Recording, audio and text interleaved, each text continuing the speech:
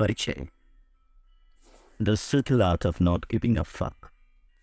माफ कीजिएगा, ये शब्द शायद आपको अटपटा लगे, पर ये इस किताब का ज़रूरी हिस्सा है और इसे मुझे आगे भी इस्तेमाल करना पड़ेगा। नॉट गिविंग अ फक, इसका क्या मतलब हो सकता है? अंग्रेज़ी में जब किसी को किसी बात में या किसी चीज़ में दिलचस्पी नहीं होती तो लोग ऐसे भी कहते हैं, I don't give a fuck, या फिर आई डोंट केयर। सीधी सादी हिंदी में बोलें तो देखो जी, मुझे कोई फ़र्क नहीं पड़ता। क्या आपको सच में किसी चीज़ से कोई फ़र्क नहीं पड़ता? क्या ऐसा हो सकता है कि किसी इंसान को किसी चीज़ से कोई फ़र्क ना पड़ता हो? अगर ऐसा है तो किसी की सफलता से, प्यार से, किसी भी चीज़ से कोई फ़र्क ही नहीं पड़ना चाहिए, है ना? मगर असल में ऐसा होता नहीं है। हर इंसान को खुशी, दुःख, प्यार, सफलता, हर एहसास, हर जगह, हर चीज़ से फ़र्क पड़ता है। और सिर्फ़ भावनाओं की बात ही क्यों करें? हमारे आसपास इतनी सारी चीज़ें हैं। हम क्या पहनते हैं, कौन सा फ़ोन इस्तेमाल करते हैं, हमारे कौन से दोस्त हैं, यहाँ तक कि दूसरे लोग क्या पहनते हैं, कहाँ घूमते हैं, कैसे रहते हैं, हर चीज़ का फ़र्क हम पे किसी न किसी रूप में तो पड़ता ही है। किसी किस चीज़ से कितना फ़र्क पड़ता है, ये अलग बात है। कुछ चीज़ें हैं जिनका आपको ज़्यादा फ़र्क नहीं पड़ना चाहिए और कुछ चीज़ें होंगी जिन पे आपको बिल्कुल ध्यान नहीं देना चाहिए। पर किन चीज़ों का आप पर फ़र्क पड़े और किन चीज़ों का ना पड़े, यही तो वो कला है जिसके बारे में ये किताब बताती है। इस किताब के लेखक मार्क मैनसन हैं। वो इस किताब में ऐसी बातें बताते हैं जिन पे अगर आप अमल करें तो ज़िंदगी बहुत आसान और अच्छी हो जाएगी। ये किताब मार्क मैनसन की व्यक्तिगत ज़िंदगी से भी बहुत प्रेरित है। वो बताते हैं कि उन्होंने अपनी ज़िंदगी में क्या गलतियाँ की और उन गलतियों से क्या सीखा। तो चलिए शुरू करते हैं एक खूबसूरत सफ़र और जानते हैं कि हमें सच में उन चीज़ों से फ़र्क पड़ना चाहिए जिनसे हमें फ़र्क पड़ता है, और अगर नहीं तो हमें किन चीज़ों से फ़र्क पड़ना चाहिए। The subtle art of not giving a fuck, हर चीज़ की फिक्र ना करने की कला।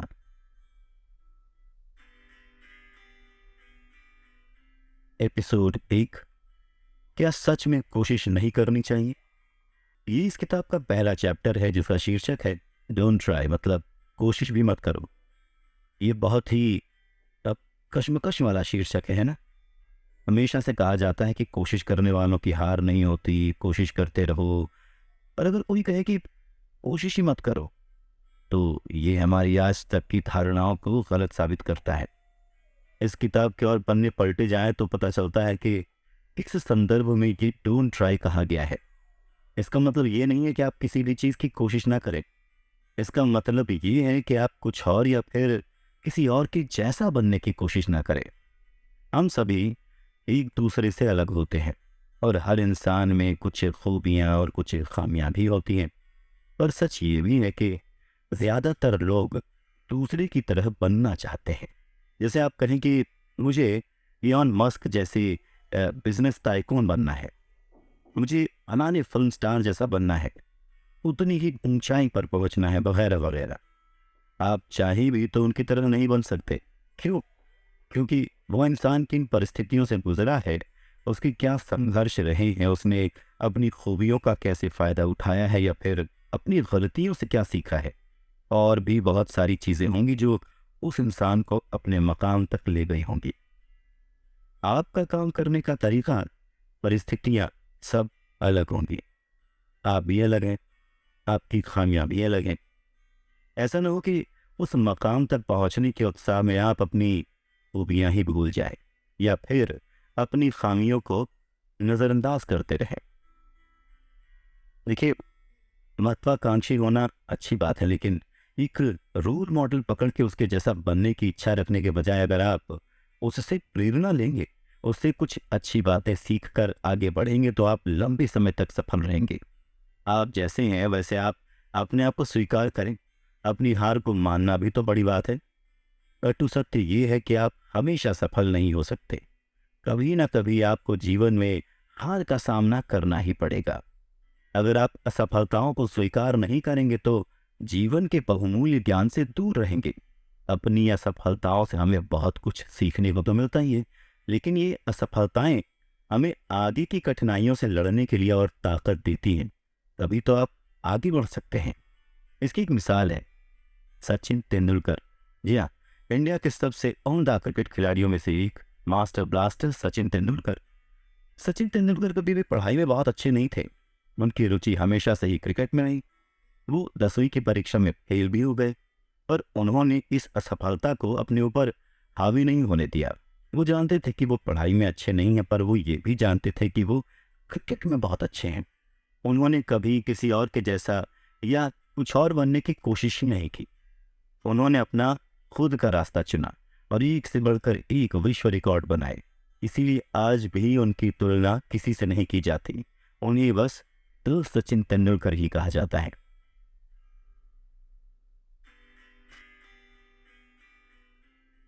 एपिसोड 2, क्या सकारात्मक रहना जरूरी है?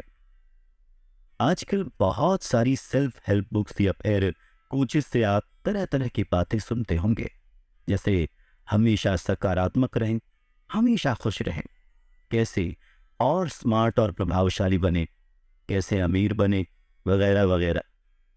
देखिए, ये चीज़ें हमें अच्छा अनुभव देने के बजाय हमारे ऊपर बिना वजह का दबाव डालती हैं। जी हाँ, आपके दिमाग में हमेशा यही चलता रहेगा, क्या मैं खुश हूँ, क्या मैं प्रभावशाली हूँ, अब क्या मैं सकारात्मक हूँ। सोचिए, अगर आप इनमें से कुछ भी नहीं है तो फिर सेल्फ हेल्प गुरु के मुताबिक तो आपकी ज़िंदगी में कोई कमी है। कुछ तो है ज़िंदगी में जो ठीक नहीं चल रहा है। यार, अब लेखक एक बड़ा दिलचस्प कॉन्सेप्ट लाए हैं। उन्होंने इसको नाम दिया है the feedback loop from hello. इसका मतलब है कि आप एक बिना वजह के जाल में फंस कर रह जाएंगे। जैसे अब मुझे चिंता होगी कि मैं खुश क्यों नहीं हूं, यानी अब मैं सिर्फ इसलिए और ज़्यादा दुखी हूँ कि मैं दुखी क्यों, या फिर अब मुझे चिंता हो रही है कि मुझे इतनी चिंता क्यों हो रही है। भैया, आप इंसान हैं और ये सारी भावनाएं आपके अंदर आना, महसूस होना जायज़ है और ज़रूरी भी है। अगर इस तरह से देखा जाए तो सकारात्मक होने की प्रबल इच्छा अपने आप में एक नकारात्मक भावना है, और अपनी नकारात्मक भावनाओं को अपनाना एक सकारात्मक सोच है।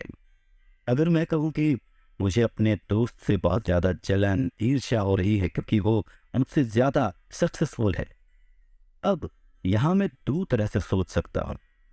पहला, या तो मैं सोच सोच के परेशान रहूं कि आखिर मुझे ईर्ष्या कैसे हो गई, इसका मतलब मैं अच्छा इंसान नहीं हूँ। या फिर दूसरा तरीका कि मैं मान लूं कि ईर्ष्या एक भावना है जो हर किसी में आ सकती है, लेकिन मुझे इसे अपने आप पर हावी नहीं होने देना है। जब आप हर किसी और हर चीज़ की फिक्र करेंगे तो आप दबाव महसूस करेंगे ही करेंगे, हमेशा खुश और परफेक्ट रहने का। जी, क्योंकि आप हर चीज़ की इतनी फिक्र करते हैं, आपको लगेगा कि हर चीज़ आपके हिसाब से होनी चाहिए, लेकिन हमेशा हर चीज़ आपके हिसाब से नहीं हो सकती, और जब ऐसा होगा तो आप और नाखुश हो जाएंगे। Episode 3, not giving a fuck myths. फर्क ना पड़ने का और क्या मतलब है? पहला, फर्क ना पड़ने का मतलब ये नहीं कि आप सबसे अलग हो जाएं और किसी करीबी की फिक्र ही ना करें, बल्कि इसका मतलब ये है कि आप अलग हैं और आप हर चीज़ ठीक नहीं कर सकते। इस बात को स्वीकार करें, इस बात को अपनाएं। मान लीजिए कोई करीबी दोस्त आपको धोखा देता है, आपको उससे फर्क पड़ेगा और पड़ना भी चाहिए। पर अगर इस बारे में आप कुछ कर सकते हैं तो करिए, और अगर नहीं कर सकते तो फिजूल में इसके बारे में सोच सोच कर अपने मन की शांति और समय नष्ट मत कीजिए। दूसरा, अगर आपको किसी विपत्ति से कोई फर्क नहीं पड़ता तो आपके पास उस विपत्ति से ज्यादा जरूरी कोई चीज होनी चाहिए। अक्सर लोग छोटी छोटी बातों की बहुत ज्यादा फिक्र करते हैं, या फिर यूं कहूं कि बहुत सारे लोग इन चीजों की बहुत फिक्र करते हैं। उन्हें बहुत ज्यादा फर्क पड़ता है कि कोई उनके बारे में क्या सोच रहा है, क्या कह रहा है, किससे क्या बात कर रहा है, हाँ? या उन्हें क्या कह रहा है। और अगर कोई कुछ बोल देता है तो वो सोच सोच कर परेशान होते रहते हैं। आपकी जिंदगी में और भी बहुत सारी चीजें होंगी जो इन छोटी छोटी चीजों से ज्यादा जरूरी होंगी। अपना ध्यान उन पर केंद्रित करिए।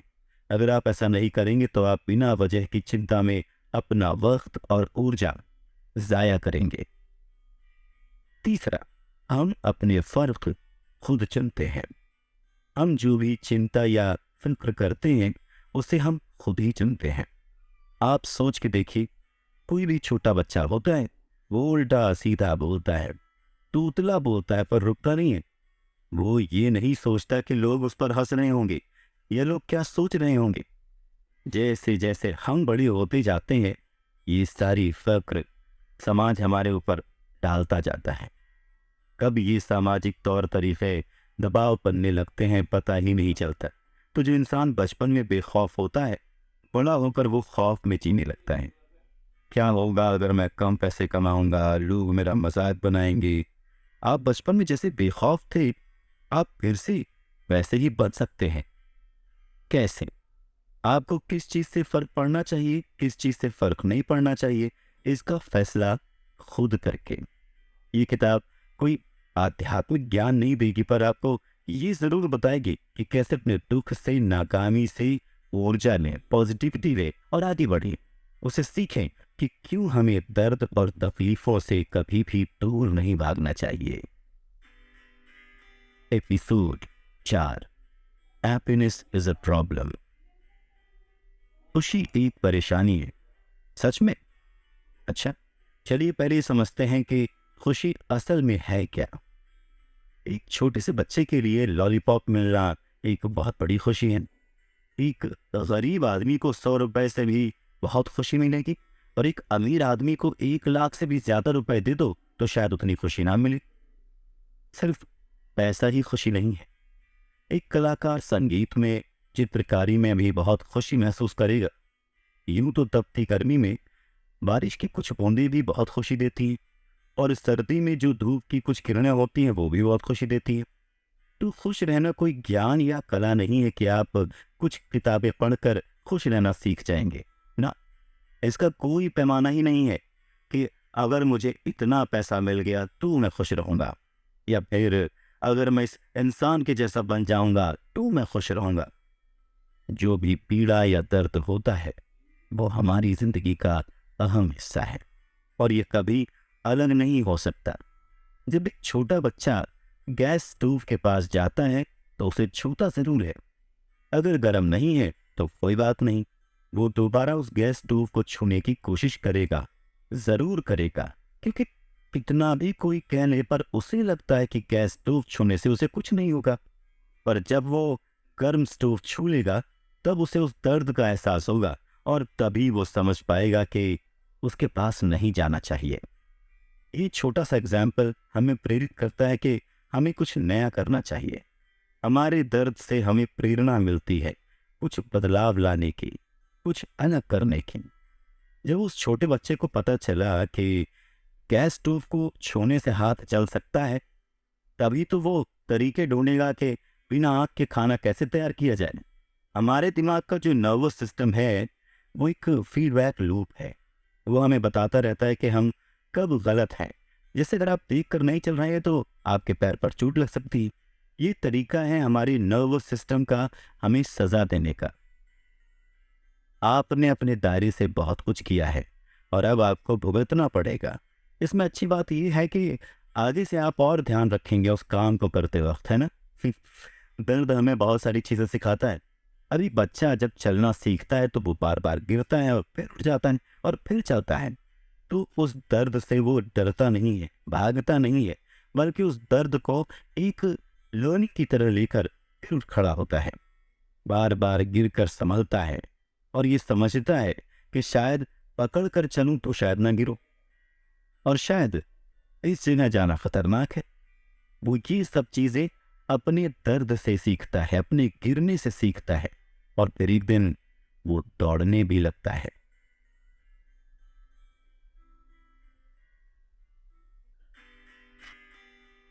एपिसोड 5, दर्द की कहानी। दर्द इंसान की जिंदगी का हिस्सा है, इसे अलग नहीं किया जा सकता, और ये सिर्फ शारीरिक दर्द पर लागू नहीं होता, हमें भावनात्मक दर्द को भी उतनी ही तवज्जो देनी चाहिए। बहुत बार हम अपनी भावनाओं को नज़रअंदाज करते हैं, अपने दर्द को दबा कर रखते हैं, किसी से कहते नहीं हैं, यहाँ तक कि हम खुद से भी छुपाने की कोशिश करते हैं। बस अपने आप को तसल्ली देते रहते हैं कि सब ठीक है, सब ठीक है, कुछ भी गड़बड़ नहीं है। अगर आप अपने दर्द को दूर करने की कोशिश नहीं करेंगे तो ये अलग अलग तरह से, अलग अलग तरीके से आपके ऊपर हावी होता रहेगा, जैसे गुस्सा, जलन। ये भावनाएं भी गलत नहीं है, पर जिस जड़ से ये शुरू हो रही है वो गलत है। दूसरी ओर, अगर आप अपने भावनात्मक दर्द को समझेंगे और उसका उपाय निकालेंगे तो लंबे समय में आप पाएंगे कि आपकी जिंदगी और सुलझी हुई रहेगी। मैं आपको एक विद्वान की कहानी सुनाता हूँ और कैसे उन्हें बहुत दर्द और पीड़ा हुई इस बारे में बताता हूँ। लेकिन इसी दर्द और पीड़ा की वजह से कैसे वो शिखर तक पहुँचे, ये अपने आप में सीखने वाली बात है। आप सभी ने कालिदास जी के बारे में तो सुना ही होगा। कालिदास संस्कृत के बहुत जाने माने कवि और लेखक थे। लेकिन क्या आप मानेंगे कि वो बचपन में बहुत मूर्ख कहलाते थे।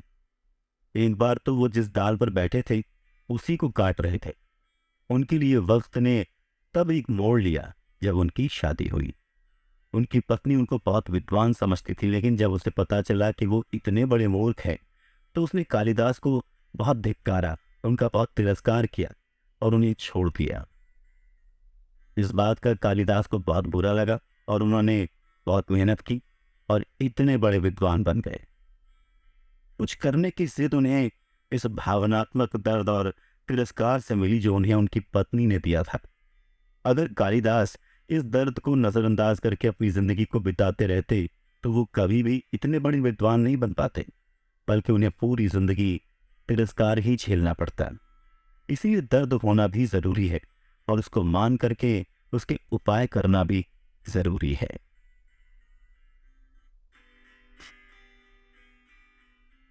Episode 6, problem solving and happiness. हमारी समस्या कभी खत्म नहीं होती, मगर ये भी सच है कि खुशी समस्या सुलझाने से मिलती है। आपको शायद ये अजीब लगे, आप कहेंगे कि अगर समस्या कभी खत्म ही नहीं होती और अगर हम हमेशा समस्या सुलझाते रहेंगे तो हम जिएंगे कब और खुश कैसे रहेंगे। ये सब सच है, लेकिन ये सब बदल जाता है कि हम किस चीज़ को समस्या समझ रहे हैं और किसको नहीं। आपकी इच्छा है कि मैं बिल्कुल चुस्त दुरुस्त रहूं, बिल्कुल फिट दिखूं, और आप जिम जाते हैं। कहने को तो रोज जिम जाना भी एक समस्या है, सुबह उठना भी एक समस्या है, लेकिन आप इन समस्याओं को पार करेंगे तभी तो आपको उसका फल भी मिलेगा। कुछ समय बाद आपको वही कसरत करने में मज़ा नहीं आएगा क्योंकि ये आपके लिए आसान हो गई। तो आप अपनी कसरत को और टफ करेंगे, आप अपनी समस्या बढ़ाएंगे, है ना। अब इस समस्या को सुलझाने में आपको मज़ा आने लगा है, अब उस समस्या सुलझाने में आपको खुशी मिलती है। यहाँ ज़रूरी बात यह है कि आप समस्या सुलझाएं। सिर्फ समस्या होना काफ़ी नहीं है। समस्या तो सबकी होती है, लेकिन उन्हें सुलझाना बहुत ज़रूरी है। ज़रा सोचिए उस इंसान के बारे में जो फिट तो होना चाहता है पर उसकी समस्या नहीं सुलझाता, तो उसे हल मिलेगा क्या? नहीं रहा। कुछ लोगों के लिए ये चीज़ बहुत मुश्किल हो सकती है। उनके लिए ज़िंदगी कभी आसान होती ही नहीं, क्योंकि वो लोग मानते ही नहीं कि उनकी कोई समस्या है भी। जब तक आप उस समस्या को स्वीकार नहीं करेंगे तब तक आप उसे सुलझाएंगे कैसे। दूसरी चीज़, ये लोग हमेशा अपने आप को एक बेचारे की तरह समझते हैं। जिम नहीं जा पा रहे हैं क्योंकि टाइम ही नहीं मिलता, इतना काम रहता है, सुबह उठ नहीं पाते क्योंकि किसी ने उन्हें उठाया नहीं। अगर आप अपनी समस्या के लिए किसी चीज़ को या किसी और को दोष देते हैं तो आप कभी भी उस समस्या को हल नहीं कर पाएंगे। ये बातें, ये चीज़ें शायद तभी के लिए आपको तसल्ली दे सकती हैं कि मेरी तो कोई समस्या ही नहीं है या मेरी तो कोई और गलती ही नहीं थी, लेकिन वो समस्या हमेशा के लिए रहेगी। और जब आपको इसका एहसास होगा तब तक और बहुत सारी समस्याएं खड़ी हो चुकी होंगी। लंबे समय तक सुलझे रहने के लिए अपनी समस्या मानकर उनका दोष खुद पर लें और उन्हें हल करने की जिम्मेदारी भी खुद के ऊपर ही लें। हमारी भावनाएं भी हमें फीडबैक देती हैं। अगर हमारे अंदर नकारात्मक भावनाएं हैं तो वो ये दर्शाती हैं कि कोई समस्या है जो आपको सुलझानी है। अगर आपको बहुत सकारात्मक लग रहा है तो वो फल है। आपके कर्म का। जिनका ही उदाहरण ले लेते हैं। जब हमें उचित परिणाम नहीं मिलते तो हमें समझ लेना चाहिए कि कुछ तो ऐसा है जिस पे हमको काम करना है। और जब हम वर्जिश करते हैं तो हमें फिटनेस मिलती है, जो फल है हमारे कर्म का, हमारी मेहनत का। हम सभी की एक अच्छी जिंदगी की परिभाषा होती है, जैसे इतने पैसे कमाऊंगा तो जिंदगी अच्छी रहेगी, या शादी हो जाएगी तो जिंदगी खुशहाल रहेगी। लेकिन जो उसके साथ प्रक्रिया होती है, हम उसके लिए तैयार नहीं होते। जैसे अच्छा जीवन साथी चाहिए, पर उसके साथ जुड़ी भावनाओं को भी आपको समझना पड़ेगा। कोई भी रिश्ता बिना प्रयास किए नहीं चलता। इसलिए अगर आप सिर्फ हल के बारे में ही सोच रहे हैं तो आपका सफर बहुत मुश्किल रहेगा। आपको उस राह पर आने वाली रुकावटों के लिए भी तैयार रहना पड़ेगा। इसीलिए फल की चिंता किए बिना अपने कर्म को करते रहिए। Episode 7, you are not special. हम सब लोग सोचते हैं कि हम बहुत ज्यादा स्पेशल हैं। हम जो सोचते हैं वो सही है, दूसरा जो सोचता है वो गलत है। हम जो करते हैं वो सही है, दूसरा जो कुछ भी करता है वो सब गलत है। जब हम गलत होते हैं तब भी हम अपनी गलती नहीं मानते। या तो हम सोचते हैं कि हमारी कोई गलती ही नहीं है, या फिर हम विक्टिम कार्ड प्ले करते हैं, यानी किसी दूसरे को या किसी स्थिति को जिम्मेदार ठहराते हैं। ये सच है, हम सभी अलग होते हैं। सभी में बहुत सारी अच्छी बातें होती हैं और सभी में कुछ बुरी बातें भी होती हैं। लेकिन इसका ये मतलब नहीं है कि आप सबसे ज़्यादा स्पेशल हैं। आत्मसम्मान सबके लिए बहुत महत्वपूर्ण होता है और ये ज़रूरी होना भी चाहिए। लेकिन इससे अपने हर काम को मत जोड़िए। जब आप हर चीज़ में आत्मसम्मान ढूंढने लगते हैं और हर काम अपने आत्मसम्मान के लिए ही करते हैं, तो वो ओवर कॉन्फिडेंस बन जाता है। आप सभी ने वो कहानी तो सुनी होगी जिसमें एक खरगोश और एक कछुए की रेस होती है। इस कहानी में खरगोश बहुत तेज होता है और वो हमेशा कछुए पर हंसता है। एक बार कछुए और खरगोश में बात होती है कि एक रेस होनी चाहिए। दोनों तैयार हो जाते हैं। रेस शुरू होती है। खरगोश बहुत तेज भागता है और कछुआ अपनी धीमी धीमी चाल से धीरे धीरे चलता रहता है। खरगोश बहुत तेज भागता है। जब रेस खत्म होने वाली होती है तो खरगोश सोचता है कि चलो थोड़ा सा आराम कर लेता हूँ, कछुआ तो मुझे पकड़ ही नहीं पाएगा। कछुआ अपनी धीमी चाल से लगातार चलता रहता है और रेस को जीत जाता है। खरगोश सोता रह जाता है। अब इस कहानी को हमेशा स्थिरता से जोड़ा जाता है। हमेशा कहा जाता है कि slow and steady wins the race. लेकिन इसमें बहुत जरूरी बात यह भी है कि खरगोश अपने ओवर कॉन्फिडेंस की वजह से ही हारा था। अपने ऊपर भरोसा करना बहुत अच्छी बात है, किंतु यही कि सिर्फ मैं ही ठीक हूँ, दूसरा गलत है, ये बात गलत है। इससे आपके दिमाग में बहुत सारी भ्रांतियां, बहुत सारी गलत फहमियां पैदा हो जाएंगी। कुछ लोग होते हैं जो अपने बारे में बहुत ही ज्यादा अच्छा सोचते हैं। इसमें कोई बुराई भी नहीं है, जब तक ये एक सीमा में हो। जब ये सीमा पार हो जाती है तो हम अधिकार समझने लगते हैं। क्या आपने कभी ऐसे किसी इंसान का इंटरव्यू लिया है जो ये समझता है कि उसे सब कुछ आता है और वो सबसे ऊपर है? वो सारे जवाब बहुत ही आत्मविश्वास से देते हैं। जो गलत जवाब हैं वो भी। ऐसी टिप्स अक्सर लोग देते भी हैं कि इंटरव्यू में कुछ भी हो जाए, आत्मविश्वास के साथ बोलो, तो वो सामने वाला मान जाएगा, क्योंकि उसे कुछ समझ ही नहीं आएगा। एपिसोड 8, कितने स्पेशल हैं आप? अब जब आप अपने आप को बहुत स्पेशल मानते हैं तो जरूरी नहीं कि आप में अति आत्मविश्वास है। कई तरीके हैं जो इस वर्ग में आते हैं। पहला, मुझे हक है। ऐसी सोच के लोग अपने आप को किसी एक वर्ग से भी जोड़ लेते हैं, जैसे पितृसत्ता, जाति, सामाजिक ओहदा वगैरह वगैरह, और दूसरे वर्ग को अपने से नीचा समझते हैं। वो सोचते हैं कि उन्हें हक है कुछ भी बोलने का, कुछ भी करने का, कैसा भी व्यवहार करने का। ऐसे लोग बहुत बार हिंसक भी हो जाते हैं। दूसरा, निष्क्रिय। निष्क्रिय यानी कि पैसिव। ऐसे लोग ज्यादा अपनी राय नहीं रखते। जो कहो वो मान जाते हैं, जो उनके साथ हो वो स्वीकार कर लेते हैं। कुछ मामलों में ये ठीक भी है, मगर ज्यादा पैसिव होने से लोग अपने आप को स्पेशल भी समझने लगते हैं। सामने वाले को मेरी बात समझनी चाहिए, ये मेरा अधिकार है, वो मेरे कम बोलने का फ़ायदा उठाता है। ये सारी बातें यही दर्शाती हैं कि आप अपने आप को स्पेशल समझते हैं। तीसरा, मैं ही सबसे ज़्यादा बुद्धिमान हूँ। कुछ लोग समझते हैं कि वो बहुत बुद्धिमान है। अपने आप को बुद्धिमान समझना गलत नहीं है। यहाँ फ़र्क तब आता है जब ये भावना आपके दिमाग में हमेशा रहती है। मैं सबसे बुद्धिमान हूँ। ऐसा इंसान हमेशा अपनी राय रखता है, फिर चाहे वो राजनीति हो, धर्म हो या कोई और विषय। अब राय रखना तो गलत नहीं है, पर अक्सर ऐसे लोगों की राय के साथ ये ठप्पा भी लगा हुआ आता है कि ये सिर्फ राय नहीं है, ये सच है। जाहिर है, अगर आप अपनी राय देंगे तो सामने वाला भी कुछ बोलेगा, मगर आप अपनी ही बात को सबसे आगे रखेंगे, क्योंकि आप तो सबसे बुद्धिमान हैं और जो आप कह रहे हैं वो सच है, भले ही वो वास्तविकता से बहुत ज़्यादा परे हो। ये एक स्पेशल अधिकार वाली बात हो जाती है।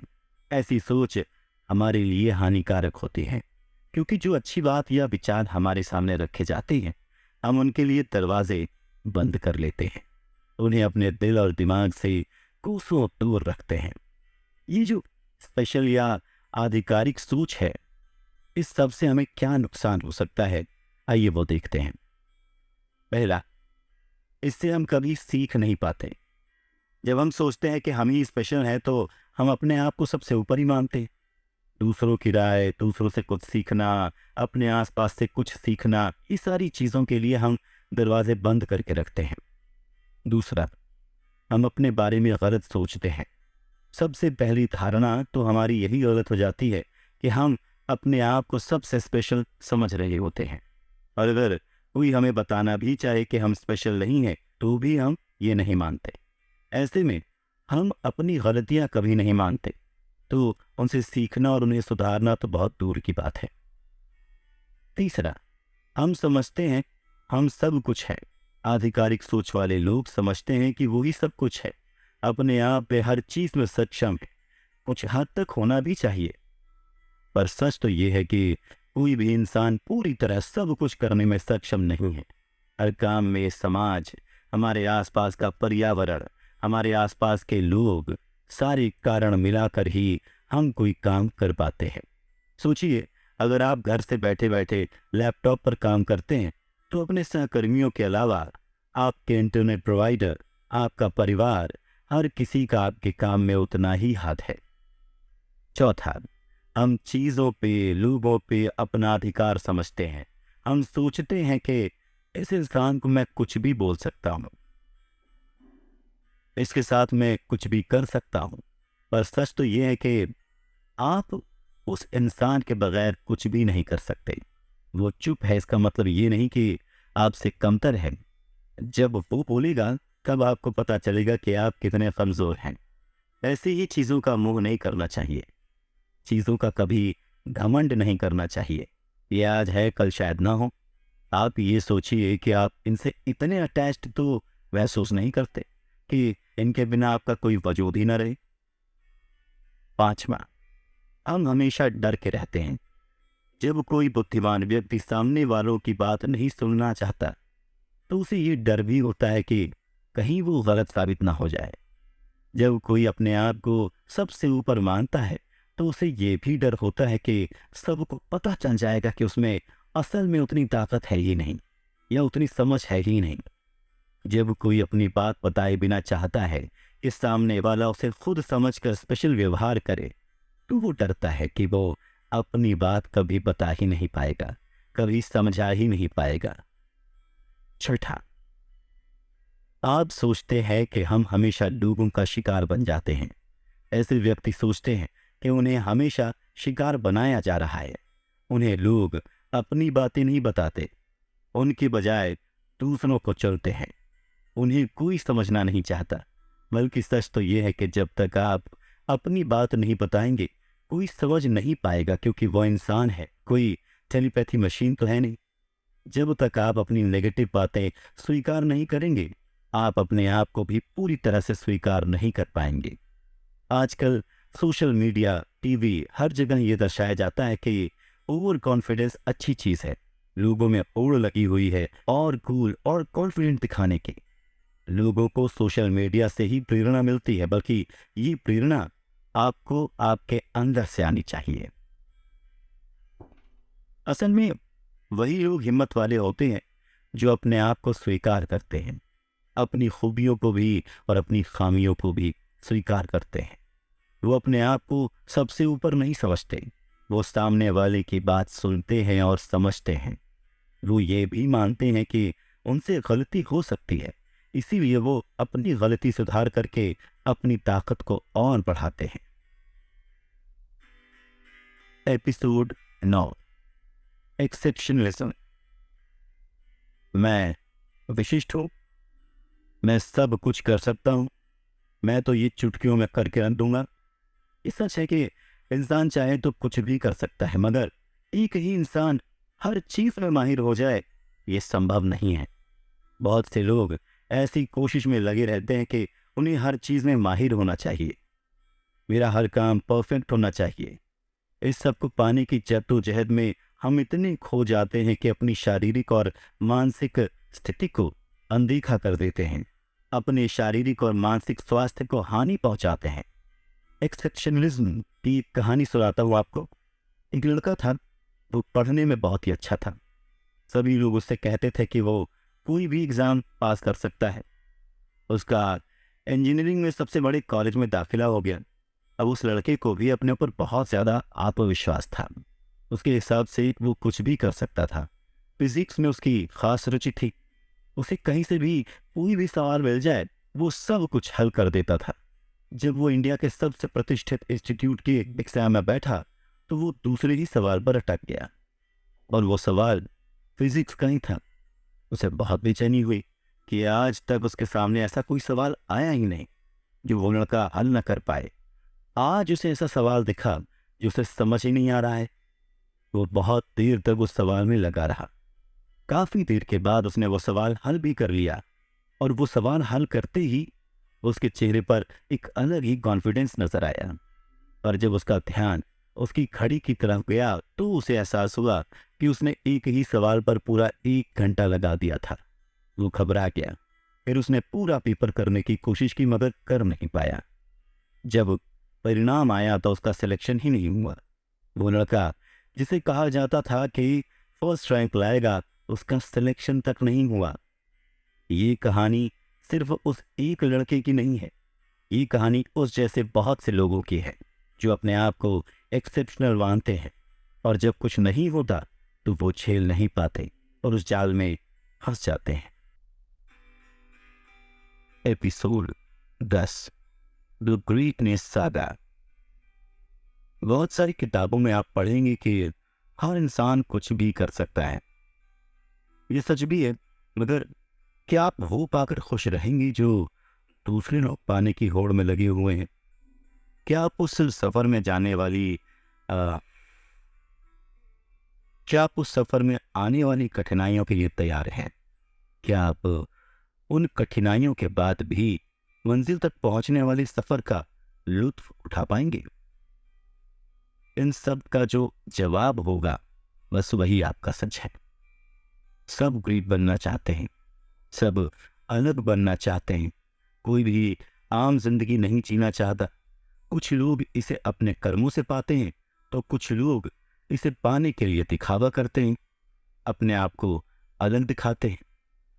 परिवार के साथ वक्त बिताना, स्वस्थ खाना, सुबह जल्दी उठना, रात को जल्दी सोना, ये जीवन के बहुत ही छोटे छोटे अनुभव हैं जो लंबे समय तक खुशी देते हैं और हमें संतुष्ट रखते हैं।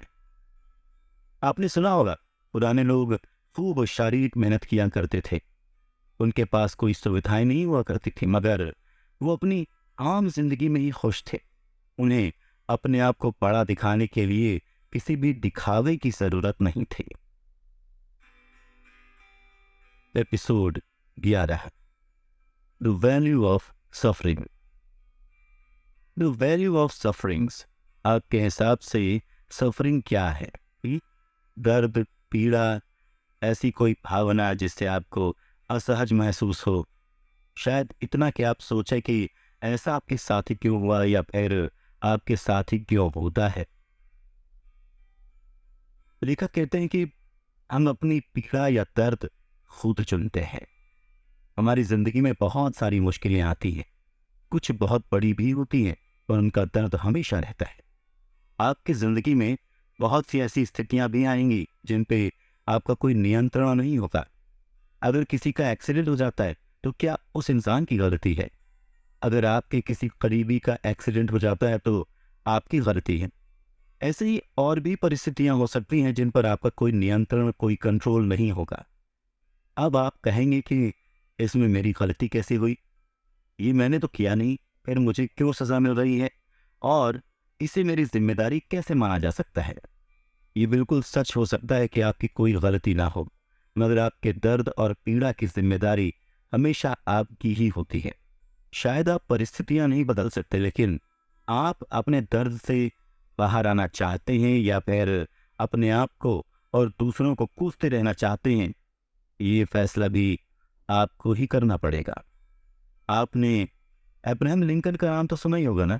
वो अमेरिका के पूर्व राष्ट्रपति थे, लेकिन उनकी व्यक्तिगत जिंदगी में उन्हें बहुत दर्द और कठिनाइयां झेलनी पड़ी थी।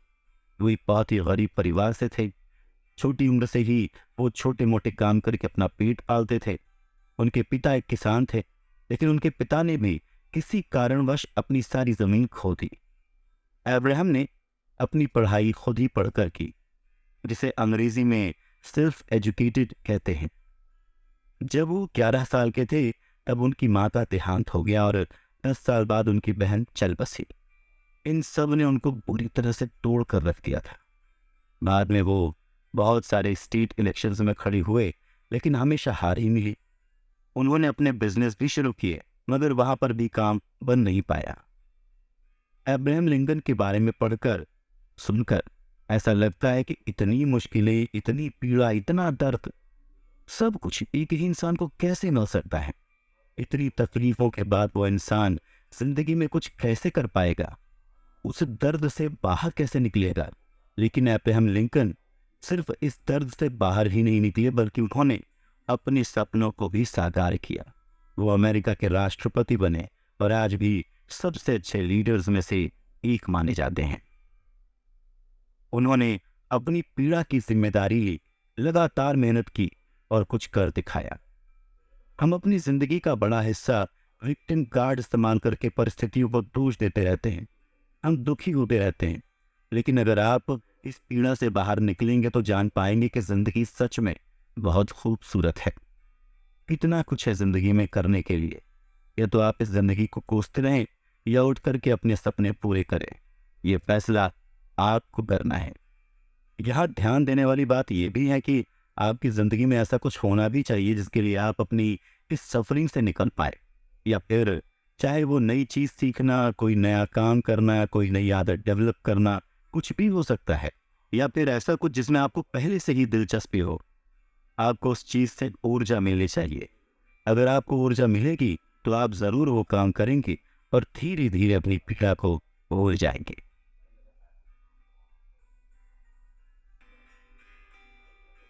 एपिसोड 12, जागरूकता की कई परत।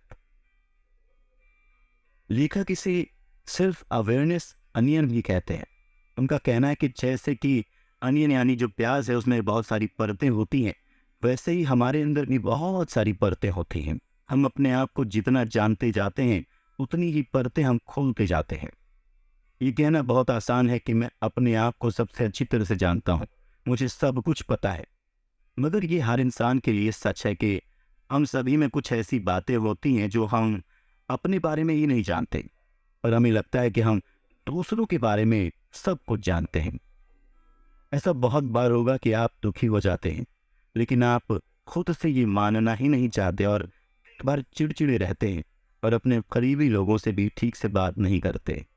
कई बार आप बिना वजह पूरे दिन गुस्सा करते रहते हैं, सबसे लड़ते रहते हैं, लेकिन ये नहीं मानते कि आप गलत हैं और आपका गुस्सा जायज़ नहीं है। अब समझते हैं कि अगर आपको अपने बारे में थोड़ा और पता होता तो क्या होता। मान लीजिए कि आप जानते हैं कि ऐसी कुछ बातें हैं, ऐसी कुछ परिस्थितियां हैं जिनसे आप अक्सर गुस्से में आ जाते हैं, या ऐसी बातों से आप अक्सर चिड़चिड़े हो जाते हैं। अपने बारे में अगर आप इतना समझते हैं तो आप उन परिस्थितियों से दूर रह सकते हैं।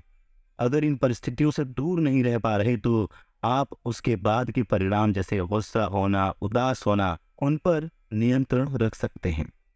ऐसा होना भी संभव है कि आप जान करके, समझ करके भी नियंत्रण ना रख पाए, लेकिन आपको ये ज़रूर पता होगा कि आपके इस भावना की जड़ कहाँ है और आप ऐसा क्यों महसूस कर रहे हैं। अपनी भावनाओं को समझने मात्र से आप नियंत्रित महसूस करेंगे।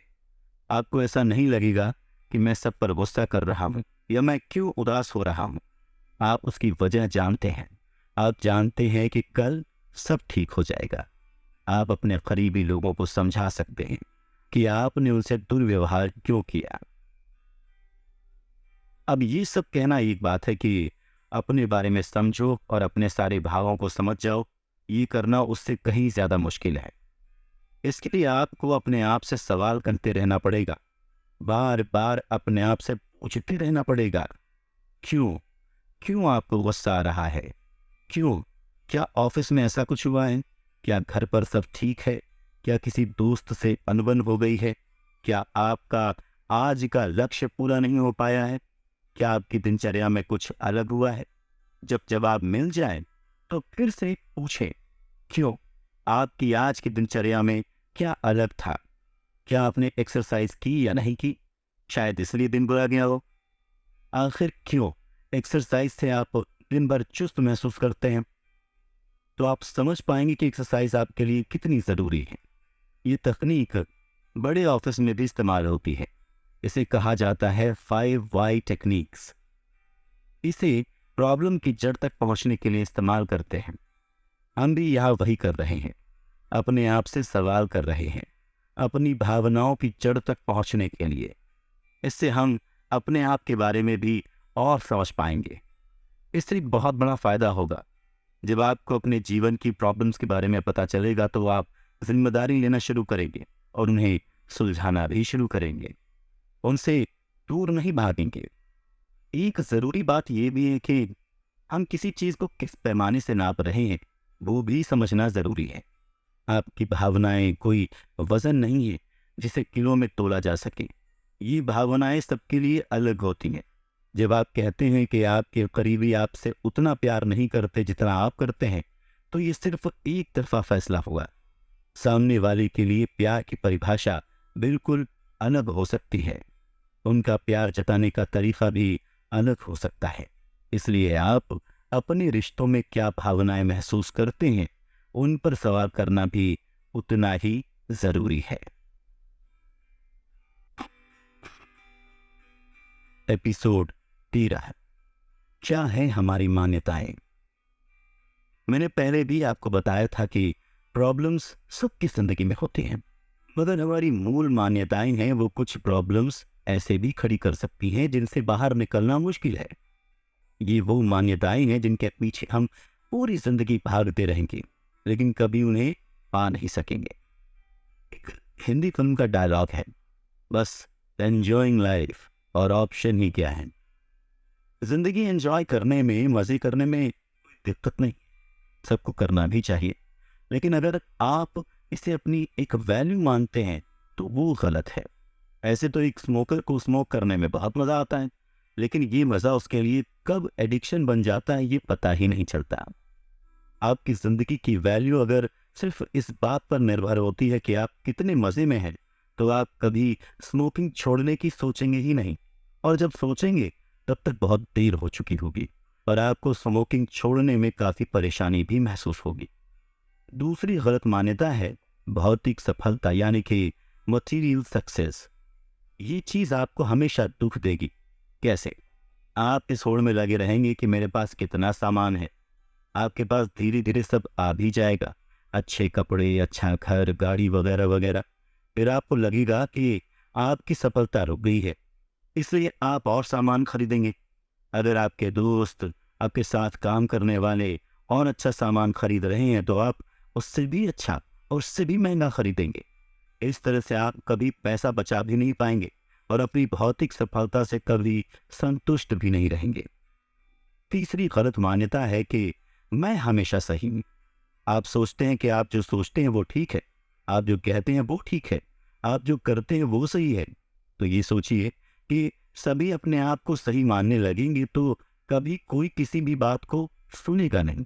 हर कोई सोचेगा कि वही सही है। पर यह गलत है ना। किसी भी वार्ता का ना कोई अंत होगा, ना किसी रिश्ते को कोई निभा पाएगा। ये इंसानी वैल्यू सिस्टम को ही झकझोर कर रख देगा। इस चीज का एक और पहलू है, आपको हमेशा ये लगेगा कि आप परफेक्ट हैं। आप हर चीज को बार बार करेंगे ताकि वो बिल्कुल सही हो, बिल्कुल परफेक्ट हो। कोई चीज अगर आपके मुताबिक बिल्कुल सही नहीं होगी तो आप परेशान हो जाएंगे। ऐसे ही अगर आपके किसी संबंध में कुछ आपकी अपेक्षा से अलग हो रहा है तो भी आप परेशान रहेंगे। जब इंसान हमेशा अपने आप को सही और परफेक्ट समझता है तो इसे अंग्रेजी में परफेक्शनिस्ट ट्रैप भी कहा जाता है। मैंने ये चीज पहले भी बताई है कि हमेशा सकारात्मक होना भी परेशानी का कारण है, क्योंकि इससे हम कई बार परेशानी की तह तक नहीं जाते और कह देते हैं कि सब ठीक है ना। ऐसा आपने भी महसूस किया होगा कि आप कहते हैं सब ठीक है, जबकि सब ठीक नहीं होता। बहुत से लोग परेशानी से बचने के लिए भी ऐसा कहते हैं कि कोई दिक्कत नहीं, सब ठीक है।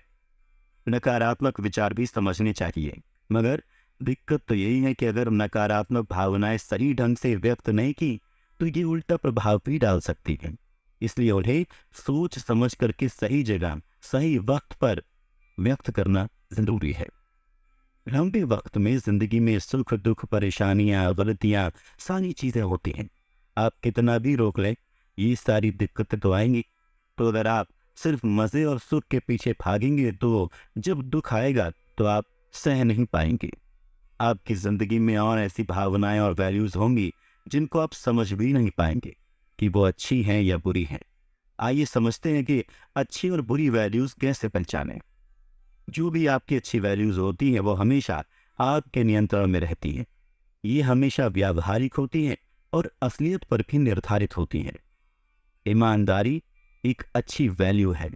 आजकल ऐसा भी कहा जाता है कि ईमानदार इंसान का सब फायदा उठाते हैं। तो कोई ईमानदार क्यों बने? ईमानदारी असलियत को दर्शाती है, ये आपके नियंत्रण में है और सामाजिक व्यवहार के लिए भी अच्छी है। वही दूसरी ओर वैल्यू जैसे कि लोकप्रिय होना, ये अच्छा नहीं है। ये असलियत से दूर है, सामाजिक व्यवहार से दूर ले जाता है और आपका इस पर कोई नियंत्रण नहीं होता। Episode 14, you are always choosing. हम हमेशा कुछ न कुछ चुनते हैं। अपनी रोजमर्रा की जिंदगी में सुबह उठकर क्या करना है, खाने में क्या खाना है, क्या पहनना है, ये सारे फैसले जो हम रोज करते हैं इसमें हम कोई चीज चुनते हैं और दूसरी चीज छोड़ देते हैं। ऐसा कुछ जरूरी नहीं है कि इन फैसलों में कुछ सही या कुछ गलत ही हो, मगर यही फैसले हमारे जीवन को एक आकार देते हैं। ऐसे ही अगर कोई चीज जबरदस्ती आपसे करने के लिए कही जाए तो आपके लिए वो करना बहुत मुश्किल है, मगर अगर आप कुछ अपनी मर्जी से कर रहे हैं तो वो आपको इतनी मुश्किल नहीं लगेगी, क्योंकि वो आपने खुद चुनी है। आप किसी को कितना ही कह ले कि सुबह एक्सरसाइज करना बहुत अच्छा होता है, मैं तुम्हें सुबह जल्दी उठाऊंगा, मैं तुम्हारी मदद करूंगा, मैं तुम्हें प्रोत्साहित करूंगा, वगैरह वगैरह, मगर सच तो ये है कि जब तक वो इंसान खुद इस चीज को नहीं चुनता तब तक आप कुछ नहीं कर सकते। और जब वो इंसान इसे अपने आप से चुनेगा तो वो मजे से इस काम को करेगा भी। दर्द और ताकत का सिर्फ यही अंतर है। एक बहुत ही बढ़िया फीचर फिल्म है जिसमें इस अंतर को समझाया गया है। इस फिल्म का नाम है दंगल। दंगल फिल्म में अभिनेता आमिर खान एक बाप की भूमिका में है जो अपनी बेटियों को कुश्ती लाना चाहते हैं। वो चाहते हैं कि उनका विश्व चैंपियन बनने का जो सपना था उनकी बेटियां पूरा करें। वो अपनी बेटियों को रोज सुबह उठाते हैं, उन्हें कुश्ती के सारे दांव पेच सिखाते हैं, उन्हें एक पर्सनल कोच की तरह गाइड करते हैं। उनकी बेटियों को ये सब बिल्कुल रास नहीं आता, वो ये करना भी नहीं चाहती। उन्हें इन सब में बहुत दर्द महसूस होता है। जब उन्हें समझ में आता है कि ये सब उनके पिता उनकी भलाई के लिए कर रहे हैं, तब वो दोनों बेटियां लग करके प्रैक्टिस करती हैं और बहुत सारी प्रतियोगिताओं को जीत जाती हैं। वो नेशनल और इंटरनेशनल स्तर पर भी कई खिताब जीतती हैं। इस कहानी से आप समझ सकते हैं, पहले जो काम करने में उन लड़कियों को दर्द महसूस हो रहा था, अब वही काम करने में उन्हें मजा आ रहा था। उन्हें ताकत महसूस हो रही थी। फर्क सिर्फ इतना था कि अब उन्होंने ये खुद चुना था और पहले ये चीजें उन पर थोपी गई थी। हमें अपनी आज की स्थिति बहुत बुरी लगती है। इसकी वजह है कि आपकी स्थिति आपके नियंत्रण में नहीं है। कई बार काम अटक जाते हैं, जैसे बैंक या लोन के काम या कोई एक्सीडेंट हो गया, और आप कोई काम कर नहीं पा रहे। हम बहुत दुखी होते हैं, असहाय महसूस करते हैं। दरअसल उस वक्त हम अपने लिए चीज़ें चुन नहीं पाते। हम रोज़मर्रा के फैसले नहीं ले पाते। अगर हम चुन पाते, अपने फैसले खुद ले पाते, तो शायद इतनी दिक्कत नहीं होती। लेकिन ये जीवन है और जीवन में ये सब कठिनाइयाँ तो आती ही हैं। बस ये मान लीजिए कि बुरा वक्त है तो ये भी कट जाएगा। हमारी कैसी भी स्थिति हो, ये मान लीजिए कि जो भी हमारी ज़िंदगी में हो रहा है उसकी जिम्मेदारी हमारी ही बनती है। आपकी ज़िंदगी में दुख है या खुशी है, हर स्थिति में आपको चलते रहना है और जीते रहना है। न ही खुशी हमेशा के लिए होती है और ना ही गम हमेशा के लिए होता है, मगर ये छोटी छोटी चॉइसेस हमें लेते रहना पड़ता है। इन्हीं चयन और फैसलों से हमारी ज़िंदगी चलती है और आगे बढ़ती है। हम हमेशा कुछ न कुछ चुनते रहते हैं। देखा जाए तो नॉट गिविंग अ फक कुछ होता ही नहीं। हम हमेशा कुछ न कुछ चुनते ही हैं। अब सवाल ये उठता है कि क्या चुन रहे हैं? ऐसी कौन सी चीज़ें हम चुनते हैं जिनसे हमें फ़र्क पड़ता है? किन वैल्यूज़ को हम चुनते हैं? किस पैमाने पर हम चुनते हैं? क्या ये सारे अच्छे चुनाव है या नहीं? सुबह उठकर फ़ोन देखना है या सुबह उठकर पानी पीना है? एक्सरसाइज करनी है या कोई और काम करना है? कुछ चुनाव अच्छे होते हैं, कुछ चुनाव अच्छे होते हैं तो कुछ बुरे होते हैं। कुछ हमारे हित में काम करते हैं, कुछ हमारे हित में काम नहीं करते हैं। मगर ये चुनाव करने से पहले आप सिर्फ मापने की कोशिश कर सकते हैं। आप 100% ये नहीं कह सकते कि ये चुनाव सही है या नहीं। अब इलेक्शन की ही बात ले लीजिए। जब आप किसी नेता का चुनाव करते हैं तो उनके किए हुए वादों और बातों के आधार पर ही करते हैं। आपका चुनाव सही था या गलत, ये तो तब पता चल सकता है जब उस नेता के चयन के बाद उसका काम देखा जाए। शायद वो अपने वादों पर खरा ना भी उतरे। ऐसे ही अपनी जिंदगी में हम जो कुछ भी चुनते हैं, उसका अच्छा होना या बुरा होना उसके नतीजे के बाद ही पता चल सकता है। लेकिन ये नतीजे आपको आगे की चॉइस लेने में बहुत मदद करते हैं। मान लीजिए कि आपने अपनी रोजमर्रा की चॉइसेस से ये निष्कर्ष निकाला है कि जब आप कई काम एक साथ करते हैं तो आपके काम में गड़बड़ हो जाती है। अब आपको जब भी चूज करना हो तो आप एक एक करके काम करिए। ऐसा हमने अपनी गलत चॉइस से सीखा। ऐसे ही अगर आपने डायरी लिखी और आपको बहुत अच्छा महसूस हुआ तो समझ जाइए ये एक अच्छी चॉइस है। अपनी गलत चॉइस से सीखना और अपनी अच्छी चॉइस को आगे बढ़ाना, इसी को जिंदगी में पढ़ना कहते हैं। हमारी जिंदगी में जो कुछ भी हो रहा है उस सब के हम ही जिम्मेदार होते हैं। गलती हमारी हो सकती है या नहीं भी हो सकती। इस बात को ऐसे भी समझा जा सकता है कि गलती हमेशा भूतकाल होती है और जिम्मेदारी हमारा आज होती है। भूतकाल में जीने का कोई फायदा नहीं है। उस भूतकाल की वजह से आप अपना आज भी खराब कर लें, इसका कोई तुक नहीं बैठता। ये बहुत कुछ हमारी अपनी सोच और वैल्यू सिस्टम पर भी निर्भर करता है। आपकी वैल्यू है पैसा, शोहरत, लुक्स, और अगर आपका चेहरा ही बिगड़ जाए किसी भी वजह से जो आपके नियंत्रण में नहीं थी, तो आपके लिए इससे बाहर आ पाना बहुत मुश्किल हो जाएगा।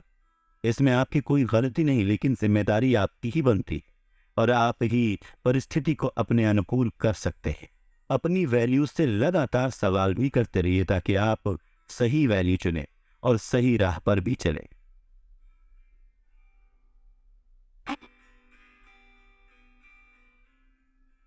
एपिसोड 15। मेरे साथ बुरा हुआ, कौन है जिम्मेदार? आपको एक दर्द और जिम्मेदारी की कहानी सुनाता हूं। ये सन 2000 की बात है। एक 6 साल की बच्ची आसना अपने घर के सामने अपने छोटे भाई के साथ खेल रही थी। तभी एक राजनीतिक संगठन ने उसके घर पर बम फेंका। उसे याद है एक असहनीय दर्द जो उसके सीधे पैर में हुआ, क्योंकि वो अपना पैर खो चुकी थी। अगले कुछ दिन अस्पताल, डॉक्टर और बहुत सारे दर्द के बीच गुजरे। 3 महीने बाद वो अस्पताल से वापस आई, एक कृत्रिम अंग के साथ। उनके पिता के पास पैसे और साधन नहीं थे, मगर उन्होंने डिस्ट्रिक्ट फंड्स लेकर के आसना का उपचार और पढ़ाई जारी रखी। फिर भी ये उनके लिए आसान नहीं था। उनके पिता उन्हें रोज अपनी पीठ पर बिठा करके स्कूल ले जाया करते और छोड़कर आया करते। आसना ने मेडिकल कॉलेज ज्वाइन किया और अपनी एमबीबीएस अव्वल दर्जे से उत्तीर्ण की। सन 2008 में आसना के घर पर बम फेंकने वाले को भी सजा हो गई, मगर क्या इससे आसना ने जो तकलीफें झेली वो कम हो गई? नहीं। क्या आसना के साथ जो हुआ वो होना चाहिए था? क्या आसना के साथ जो कुछ हुआ उसमें आसना की कोई गलती थी? क्या आसना और उसके पिता ने जो कुछ किया वो ठीक किया? क्या उन्हें हार मानकर अपने नसीब पर रोते रहना चाहिए था? इतने सारे सवाल और जवाब सिर्फ एक, जिंदगी में जो कुछ भी हो, जिम्मेदारी आपकी है, क्योंकि ये जिंदगी आपकी है। बुरा हुआ है तो भी और अच्छा हुआ है तो भी। जिंदगी खूबसूरत है। बहुत से लोग दूसरों को दोष भी देते हैं। यहाँ आसना के लिए कितना आसान था किसी को दोष दे देना, कह देना कि जिसने बम फेंका था उसकी गलती है। एक और उदाहरण से ये दोष और जिम्मेदारी का फर्क आपको साफ साफ समझ आ जाएगा। आप सभी ने प्रसिद्ध हिंदी फिल्म दीवार तो जरूर देखी होगी, है ना? उस फिल्म में एक आदमी पर चोरी का इल्जाम लगता है। उसके बेटों को हर जगह बेइज्जती झेलनी पड़ती है। तेरा बाप चोर है, हर बार उनसे ऐसा ही कहा जाता है। और वक्त का फेर देखिए कि एक बेटा पुलिस वाला बनता है और दूसरा गैंगस्टर। जो बेटा गैंगस्टर बनता है वो हर किसी को दोष देता है। वो कहता है कि गलती मेरी नहीं, उन लोगों की है जो मेरे बाप को चोर बोलते हैं। गलती मेरी नहीं, मेरे बचपन की है। गलती मेरी नहीं, मेरे हालात की है। वही दूसरा भाई अपने हालात को समझता है, उनकी जिम्मेदारी लेता है और फख्र से जीता है। बड़ी जिम्मेदारी के साथ बड़ी ताकत भी आती है। बड़ी जिम्मेदारी सिर्फ ओहदे से ही नहीं होती। हम अपने टाइम को मैनेज करना सीख रहे हैं, बहुत बड़ी जिम्मेदारी है। हम अपने आसपास के नकारात्मक लोगों को हटाने की कोशिश कर रहे हैं, ये बड़ी जिम्मेदारी है। और सबसे बड़ा उदाहरण तो एक नए बच्चे के माता पिता का है। ये अनुभव हर किसी की जिंदगी में आता है।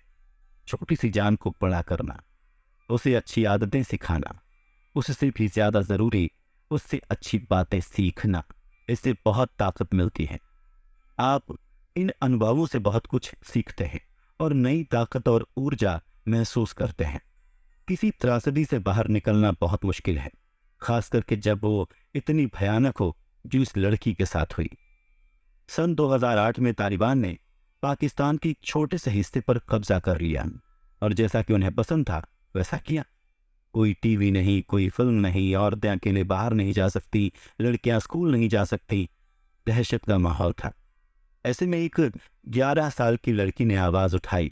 वो स्कूल जाती रही, तालिबान के खिलाफ बोलती रही। जब वो लड़की 14 साल की थी तो एक तालिबानी सैनिक ने उसके सर में गोली मार दी। वो लड़की मौत के दरवाजे पर खड़ी थी। वो लड़की थी Malala Yousafzai.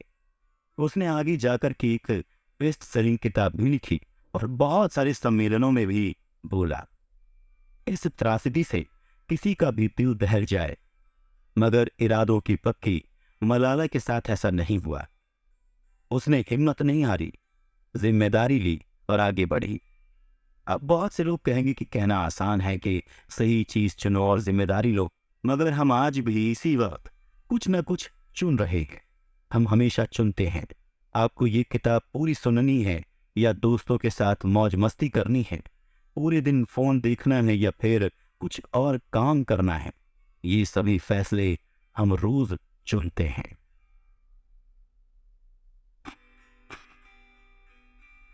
Episode 16, you are wrong about everything. हम सब गलत हैं, ये इस चैप्टर का शीर्षक है।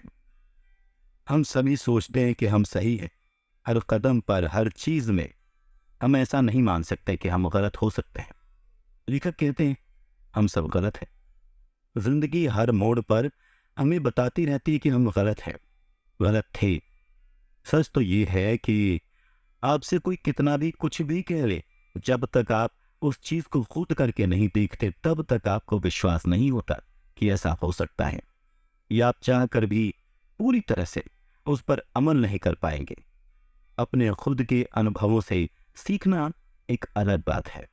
एक बच्चे को आप कितना ही मना कर लें कि उसे बिजली के पास जाने से करंट लग सकता है, पर वो नहीं मानेगा। वो तब भी उसके पास ही जाएगा। उसके हिसाब से उसे देखना चाहिए कि उसमें आखिर है क्या। ये सब लोग ऐसा क्यों कह रहे हैं? जब उस बच्चे को बिजली की चीज छू करके करंट लग जाता है ना, तब वो मान जाता है कि आप सही थे और वो गलत। हम सभी अपने अनुभवों से सीखते हैं। हम सभी का अलग अलग नजरिया होता है। उस नजरिए से हम एक ही चीज को अलग अलग तरह से देखते हैं। आइए ये समझने के लिए कहानी सुनते हैं। बहुत समय पहले की बात है। किसी गांव में 6 अंधे आदमी रहते थे। एक दिन गांव वालों ने उन्हें बताया, अरे आज गांव में हाथी आया है। उन्होंने आज तक बस हाथियों के बारे में सुना हुआ था, पर कभी छू करके महसूस नहीं किया था। उन्होंने ये निश्चय किया, भले ही हम हाथी को देख नहीं सकते, पर आज हम सब चल करके उसे महसूस तो कर ही सकते हैं। और फिर वो सब उस जगह की तरफ बढ़ चले जहां हाथी आया हुआ था।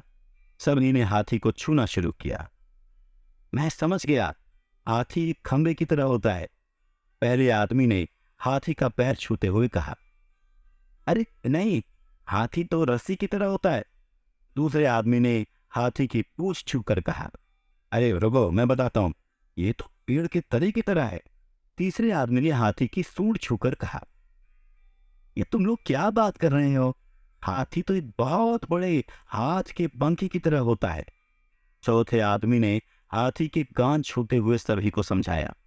नहीं नहीं, ये तो एक दीवार की तरह है। पांचवें आदमी ने हाथी के पीठ पर हाथ रखते हुए कहा। अरे ऐसा कुछ नहीं है, हाथी तो एक कठोर नली की तरह होता है। छठे व्यक्ति ने अपनी बात रखी और फिर सभी आपस में बहस करने लगी और खुद को सही साबित करने में लग गए। उनकी बहस तेज होती गई, पर ऐसा लगने लगा मानो वो आपस में लड़ ही पड़ेंगे। तभी वहां से एक बुद्धिमान आदमी गुजर रहा था। वो रुका और उनसे पूछा, भाई बात क्या है? तुम सब आपस में झगड़ क्यों रहे हो? अब हम ये नहीं तय कर पा रहे हैं कि आखिर हाथी दिखता कैसा है, उन्होंने उत्तर दिया। और फिर बारी बारी से उन्होंने अपनी अपनी बात उस आदमी को समझाई। बुद्धिमान आदमी ने सभी की बात शांति से सुनी और बोला, तुम सब अपनी अपनी जगह पर बिल्कुल सही हो। तुम्हारे वर्णन में अंतर इसलिए है क्योंकि तुम सबने हाथी के अलग अलग भागों को छुआ था। पर देखा जाए तो तुम लोगों ने जो कुछ भी बताया वो सभी बातें हाथी के वर्णन के लिए सही बैठती हैं। अच्छा ऐसा है, सभी ने एक साथ उत्तर दिया। उसके बाद कोई विवाद नहीं हुआ और सभी खुश होकर चले गए। वो सभी सच कह रहे थे। यह सभी ने अपने अनुभव से बताया कि हाथी कैसा लगता है। हर कोई गलत था, मगर अपनी नजर में हर कोई सही भी था।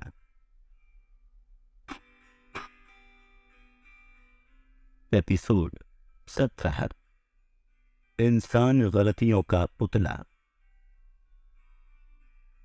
एक हिंदी शो आता है जिसकी टैगलाइन है, सीखना बंद तो जीतना बंद। ये बात बिल्कुल सच है। हम रोज जो सीखते हैं उससे ही हमारी वृद्धि होती है। हम रोज कुछ नया सीखते हैं। हमारा लक्ष्य अपनी गलतियों को सुधारना और सब कुछ ठीक कर देना नहीं होना चाहिए। हमारा लक्ष्य अपनी गलतियों से सीखना होना चाहिए। हमारा लक्ष्य अपने तरीके बदलना होना चाहिए। हमारा लक्ष्य होना चाहिए कि हम कल आज से थोड़े कम गलत हों। इंसान गलतियों का पुतला है।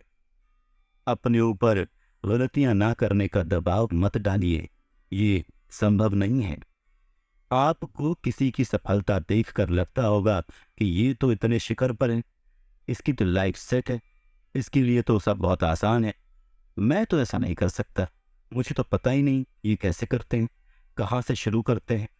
जब आप किसी यूट्यूबर को देखते होंगे तो आप यही सोचते होंगे, मगर ये उनके लिए इतना आसान नहीं था।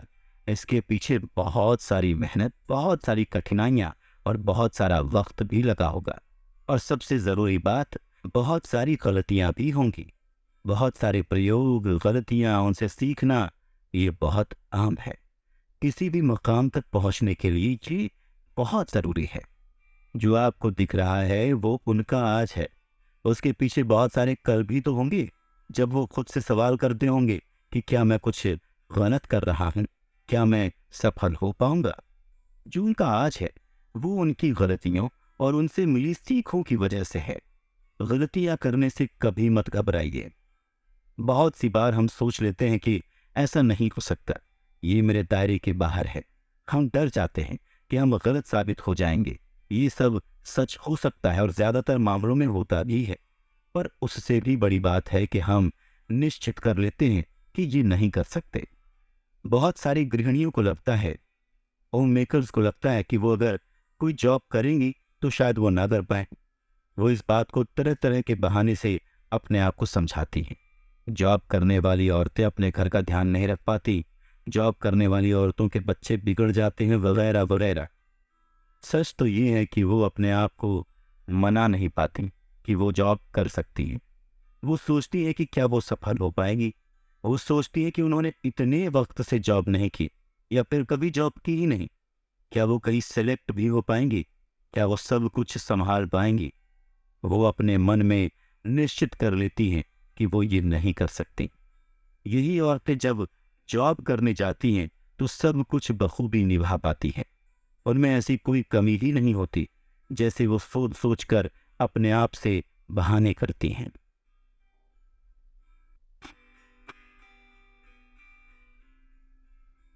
Episode 18, I am certain. ये जो हम किसी भी चीज़ के लिए निश्चित होते हैं, ये सब तरीके हैं हमें हमारी मंजिल से रोकने के लिए। ये सब हमें आगे बढ़ने से रोकते हैं, हमारी प्रगति के लिए हानिकारक हैं। अगर हमने मन में सोच लिया कि हम कोई काम नहीं कर सकते, तो ये समझ लीजिए कि आप वो काम कर नहीं पाएंगे। आप हमेशा सही चीज़ की तलाश मत कीजिए, बल्कि हमें ये खोजना चाहिए कि हम गलत कैसे हो सकते हैं। आज की परिस्थितियों में क्या गलत है, अपने आप से लगातार ये सवाल करते रहिए।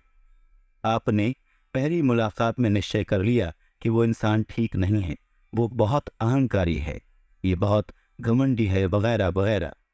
ये कहा जाता है, first impression is last impression. ये कभी सच नहीं हो सकता। हम एक मुलाकात या एक बार बात करने से किसी पर कोई ठप्पा नहीं लगा सकते। इससे हम सामने वाले के लिए पहले ही दरवाजे बंद कर देते हैं। वो कोई अच्छी बात भी बताता है तो हम सुनना ही नहीं चाहते।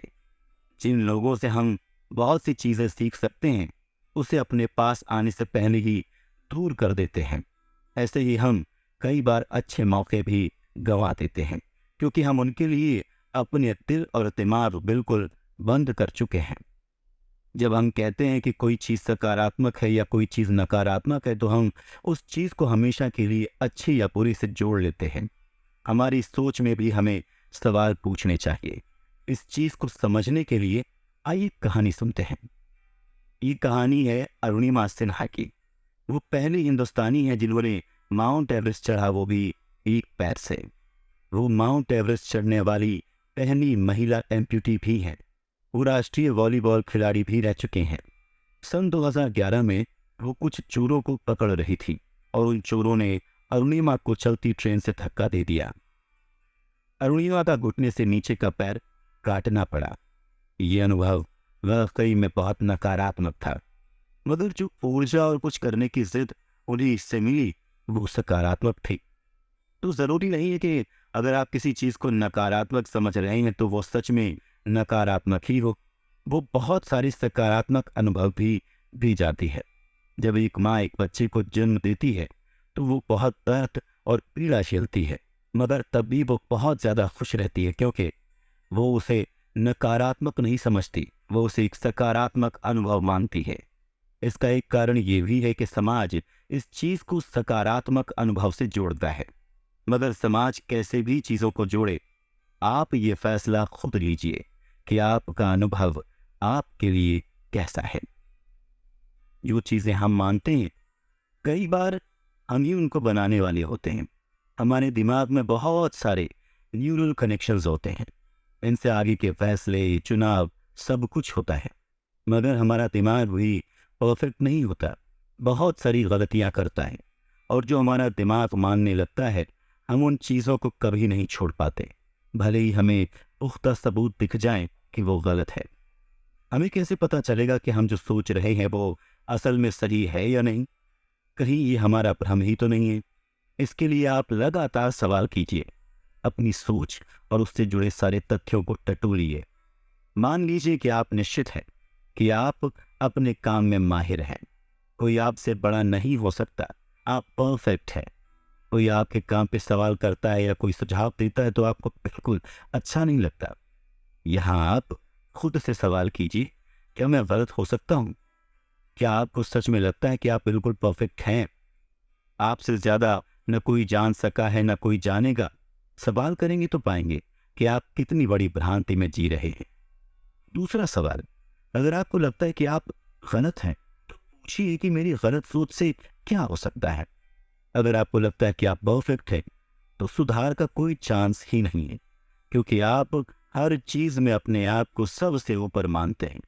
पर असल में कोई भी परफेक्ट नहीं होता और हर किसी में सुधार की क्षमता होती है। और जैसा कि मैंने पहले भी कहा था, सीखना बंद तो जीतना बंद। तीसरा सवाल, क्या गलत होने से दूसरों के लिए और मेरे लिए बड़ी दिक्कत खड़ी हो सकती है? परफेक्ट होना आपको शारीरिक और मानसिक तौर पर थका सकता है। आपका फोकस इस चीज पर रह सकता है कि मैं सब कुछ बिल्कुल परफेक्ट करूं। इस चक्कर में आप एक काम पर बहुत ज्यादा वक्त लगाते हैं और दूसरा काम समय पर पूरा ही नहीं कर पाते।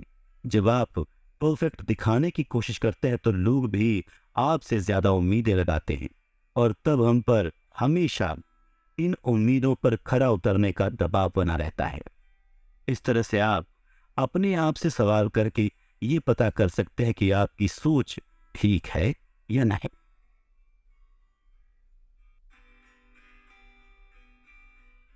एपिसोड 19, क्या आप असफल हैं?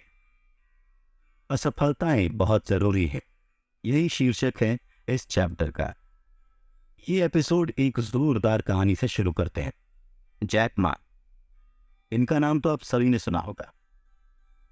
ये विश्व प्रसिद्ध alibaba.com के फाउंडर हैं और पढ़ाई में कभी उतने अच्छे नहीं रहे। वो प्राइमरी स्कूल में 2 बार फेल हुए और मिडिल स्कूल में भी 3 बार फेल हुए। वो यूनिवर्सिटी एंट्रेंस एग्जाम में 3 बार फेल हुए। जब उन्होंने अंडर ग्रेजुएट प्रोग्राम के लिए अप्लाई किया तो उसमें भी उन्हें बहुत सारे रिजेक्शंस मिले। उन्होंने हार्वर्ड कॉलेज में 10 बार अप्लाई किया और वो हर बार रिजेक्ट हुए। तो मैं आपको बता दूं कि हार्वर्ड बिजनेस की पढ़ाई के लिए दुनिया के सबसे प्रतिष्ठित संस्थानों में से एक है। यहाँ जॉब इंटरव्यूज में उन्हें 30 से भी ज्यादा रिजेक्शंस मिले। जब उन्होंने अपना बिजनेस शुरू किया तो वो उसमें भी फेल हो गए। उनकी जिंदगी का सबसे उम्दा उदाहरण है असफलताओं से सफलता पाने का। किसी भी चीज में सफलता बहुत सारी असफलताओं का एक मिला जुला असर होता है। आपने कभी किसी बच्चे को भागते हुए देखा है? जाहिर सी बात है, देखा ही होगा। मगर क्या आपने कभी सोचा है कि ये बच्चा जब छोटा था तो इसे करवट लेना भी नहीं आता था? फिर ऐसा कैसे कि ये दौड़ने लग गया? एक बच्चा पहले बैठना सीखता है, फिर घुटने के बल चलना सीखता है, फिर खड़े होना सीखता है। जब खड़ा हो जाता है तो चलना सीखता है, चलना सीख गया तो दौड़ना सीखता है। अब ऐसे देखा जाए तो ये सभी क्रियाएं एक के बाद एक होती हैं और बच्चा चलना सीख जाता है। सोचने में आसान लगता है, पर वो बच्चा एक दिन में ये सब नहीं सीख रहा था। वो बहुत बार गिरा, बहुत बार संभला, गिर गिर कर संभला और फिर दौड़ने लग गया, इस मकाम तक पहुंच गया।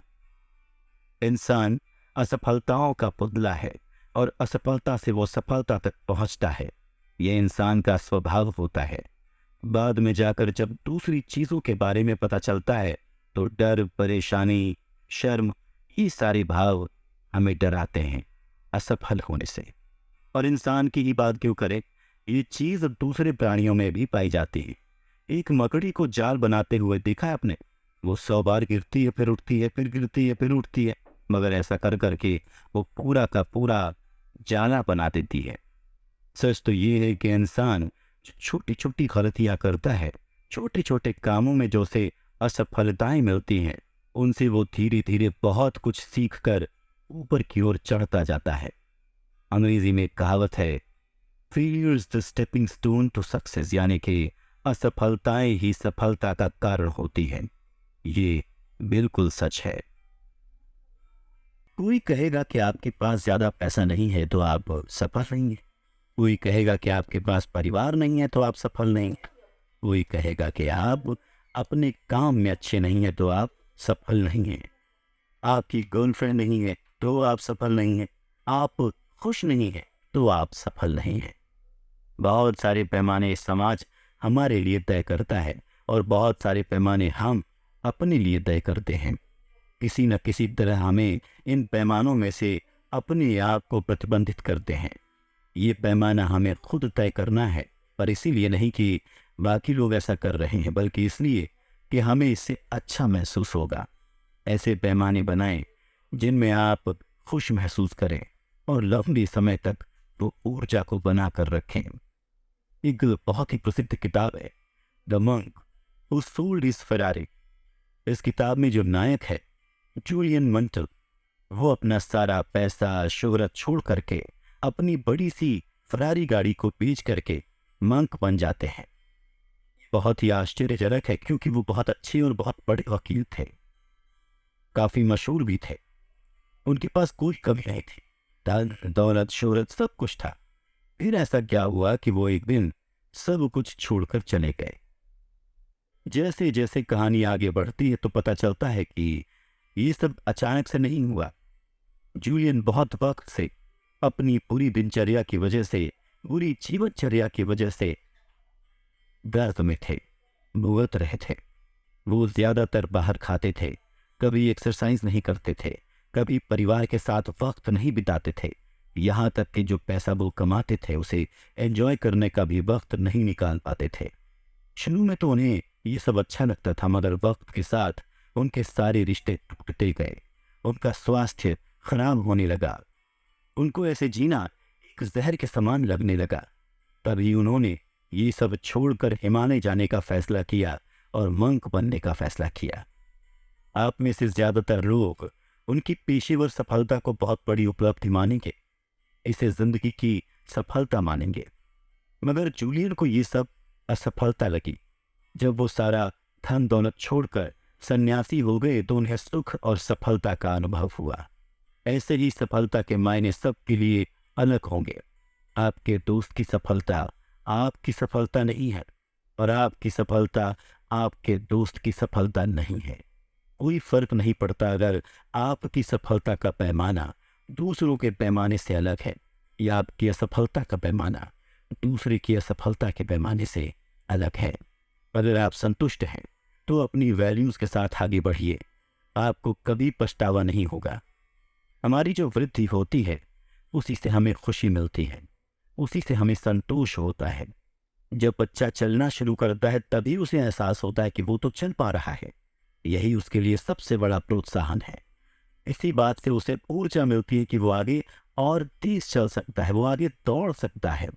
ऐसे ही वो भागने लगता है। जब उसे दिन प्रतिदिन वृद्धि मिलती है तो उसे खुशी भी मिलती है कि उसकी मेहनत सफल हो रही है। ये विज्ञान में भी देखा गया है कि इंसान जब नई चीज सीखता है तो उसके शरीर में खुशी पैदा करने वाले केमिकल्स डोपामाइन और सेरोटोनिन जनरेट होते हैं। यही केमिकल्स हमारी खुशी के लिए जिम्मेदार होते हैं। इंसान को लगातार सीखते रहना चाहिए। बहुत सी बार हम सिर्फ सोचते रहते हैं, सोचते हैं नई किताब पढ़ेंगे, आज अपना वक्त परिवार के साथ बिताएंगे, आज कोई नई चीज सीखेंगे, अपना बिजनेस शुरू करेंगे, अपना ब्लॉग शुरू करेंगे, वगैरह वगैरह। बहुत सारे प्लान बनाते हैं, बहुत सारे ख्वाब बना लेते हैं, कुछ वक्त ऐसे ही बिताते हैं, जब ये सारा जोश ठंडा पड़ जाता है तो हम उस चीज़ के बारे में भूलते चले जाते हैं, कभी शुरू ही नहीं करते। हम पहले ही बहुत कुछ सोचने लगते हैं कि ये किया तो गलत रहेगा, ऐसा करेंगे तो शायद ठीक रहेगा। बहुत सारी कैलकुलेशंस करते हैं, इसी उधेड़-बुन में लगे रहते हैं। अपने काम के नतीजों को आप आज नाप नहीं सकते, आप सिर्फ अनुमान लगा सकते हैं कि नतीजा कैसा निकलेगा। आप अपनी रणनीति बना सकते हैं, पर जब तक आप शुरू नहीं करेंगे, आपके सारे प्लान धने के थरे रह जाएंगे। इंसान जितनी भी योजनाएं बना ले, कई बार परिस्थितियां आपके हक में नहीं होती। कई बार अनअपेक्षित भी परिस्थितियां हमारे हक में आ सकती हैं। सच तो ये है कि जो चीज़ इंसान अपने अनुभव से सीखता है, वो चीज़ वो किसी किताब से नहीं सीख सकता। जब हम कोई काम करना शुरू करेंगे तो हमें सारे जवाब खुद ब खुद मिल जाएंगे। बहुत से बार हम किसी काम के असफल होने से ज़्यादा उसके दर्द से डरते हैं। दर्द भी असफलता के सफर का एक ज़रूरी हिस्सा है। मान लीजिए कि आप अपनी अभी की जॉब से खुश नहीं हैं और आप अपने बारे में और एक्सप्लोर करना चाहते हैं। आप देखना चाहते हैं कि आप क्या क्या कर सकते हैं। आप देखना चाहते हैं कि आप किन चीज़ों में और अच्छे हैं। बहुत से लोग जॉब छोड़कर बिजनेस करना चाहते हैं, पर बस सोचकर प्लान करके फिर पीछे हट जाते हैं। कभी कभी जोश में आप फैसला भी कर लेते हैं, पर असल में उस काम को करते नहीं। अब यहाँ असफलता का डर तो होता ही है, पर इससे ज्यादा हम उस दर्द से डरते हैं जो असफलता के बाद मिलेगा। लोग क्या कहेंगे, घर वाले क्या कहेंगे। जॉब छोड़कर अपने आप को खोजने के लिए आप तैयार हैं, पर आप इस बात से ज्यादा डरते हैं कि आप परिजनों को कैसे समझाएंगे, उनकी क्या प्रतिक्रिया होगी। अगर आप हार के डर से अपना काम शुरू ही नहीं कर रहे तो ये समझ लीजिए कि आपकी ग्रोथ रुक गई है।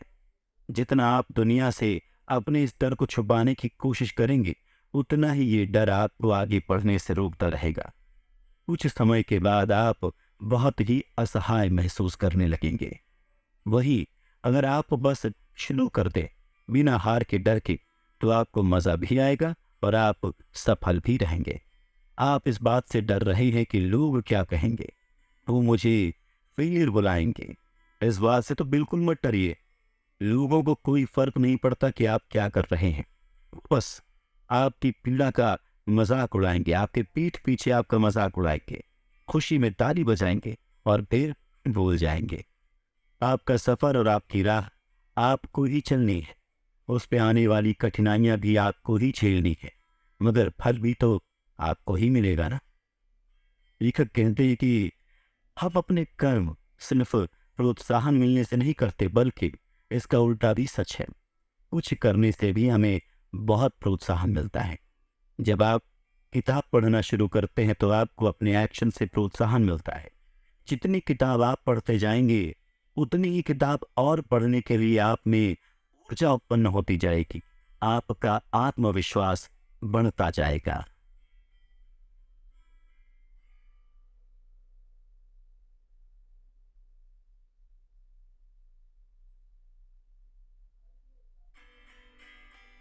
एपिसोड 21, कैसे फोकस बढ़ाएं।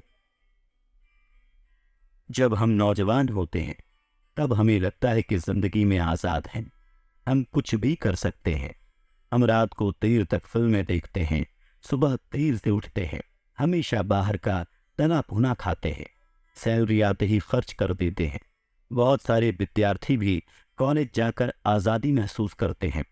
कोई कुछ कहने वाला नहीं है, कोई रोकने टोकने वाला नहीं है। इसके चलते बहुत सारे विद्यार्थी गलत संगत, सिगरेट, शराब की लत लगा लेते हैं।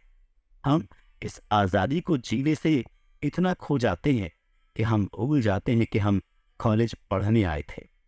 उसके अलावा हम सब कुछ करते हैं, बस पढ़ाई नहीं करते। जब समझ आता है तब तक वक्त निकल चुका होता है। आप जानते हैं इसका मूल कारण क्या है? इसका मूल कारण है कि हमें ना कहना नहीं आता। जब हमारे सामने कोई कहता है कि चल यार सिगरेट पी ले, ट्राई तो कर ले, अब तो आज़ाद है, क्या बच्चों जैसी हरकत कर रहा है, बस हम उनकी बातों में आ जाते हैं। हम दिखाना चाहते हैं कि हम भी आज़ाद हैं, हम भी बड़े हो चुके हैं, हम बच्चे नहीं हैं। हम अपनी वैल्यूज़ को तवज्जो नहीं देते, उन्हें छोटा मानते हैं। हम भी कूल हैं। ऐसे होती है किसी भी काम की शुरुआत। फिर दूसरी बार और हिम्मत आ जाती है, फिर तीसरी बार, चौथी बार तक हमें आदत पड़ जाती है। अब हम पूरी तरह से अपनी वैल्यूज़ बदल लेते हैं। ऐसे ही एक फर्स्ट आने वाला विद्यार्थी आखिर आने लगता है, फेल हो जाता है। यहाँ मतलब ये नहीं कि आपके कम नंबर आए या आप फेल हो गए। कोई भी फेल हो सकता है, मगर सोचने वाली बात यह है कि किस वजह से आप फेल हुए। कोशिश करना, फेल होना, सीखना, ये सब अलग बातें हैं। सिर्फ अपनी आज़ादी के लिए फेल हो रहे हैं तो पूरी जिम्मेदारी नहीं। बहुत सारे माता पिता कहते हैं कि हमारा बच्चा उसकी संगत में बिगड़ गया। सच तो ये है कि वो बच्चा अपनी वजह से अपने मकाम पर है। बेशक गलत लोगों ने उसे उकसाया होगा, मगर मन करना या उन चीज़ों को मान लेना, ये सब उस बच्चे के हाथ में ही था। किसी चीज़ को स्वीकार करने के लिए, उसे पूरी तरह से सफल बनाने के लिए आपको किसी चीज़ को अस्वीकार भी करना पड़ेगा। ये जीवन का सच है। ना बोलना भी उतना ही ज़रूरी है जितना अपनी सफलता के लिए कोशिश करना। हमें ना क्यों बोलना चाहिए? पहला कारण, इससे हम फोकस कर पाते हैं। मान लीजिए आप ऑफिस में काम करते हैं। आप अपने काम में बहुत अच्छे हैं। ऑफिस में सभी आपसे सलाह लेते हैं।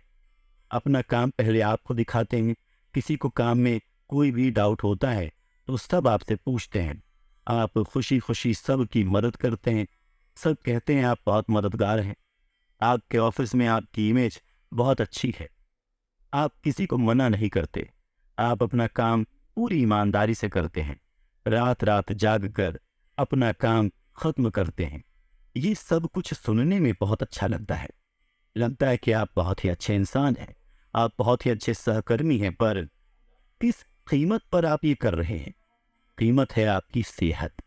जब आप पूरे दिन ऑफिस में होकर भी बस लोगों की मदद करते रहते हैं और अपना काम निपटाने के लिए रात भर जाग कर काम करते हैं, तो कहीं ना कहीं देर सवेर आपकी सेहत पर असर दिखने लगता है। एक और बहुत बड़ी कीमत है जो आप चुकाते हैं, वो है आपका परिवार। जब आप हमेशा अपने काम में व्यस्त रहते हैं, आप अपने परिवार को वक्त नहीं दे पाते। इस वजह से कई बार आपके रिश्ते भी कमज़ोर पड़ जाते हैं। जहां आपका पूरा ऑफिस आपके अच्छे सहकर्मी, अच्छे कर्मचारी होने की दुहाई देते हैं, वहीं आपकी पत्नी आपको बुरा पति और आपके बच्चे आपको बुरा पिता मानते हैं। ये उदाहरण काफ़ी सामान्य है। काफ़ी लोगों के साथ ऐसा होता है। ऐसे जब आप ना नहीं कह पाते तो आप अपने काम पर फोकस्ड टाइम नहीं दे पाते। जो वक्त आपका परिवार के साथ गुजरना चाहिए था, वो वक्त आपका ऑफिस में गुजरता है। कारण नंबर 2, ये हमारी जिंदगी को आसान बनाता है। सोचिए, अगर हमारी जिंदगी में सब साफ हो, आपको क्या करना है, क्या नहीं करना है, तो जो नहीं करना है उसे आप हमेशा ना कहेंगे और ज़रूरी काम करेंगे। ना कहने से आपको आज़ादी मिलेगी अपना काम पूरा करने की।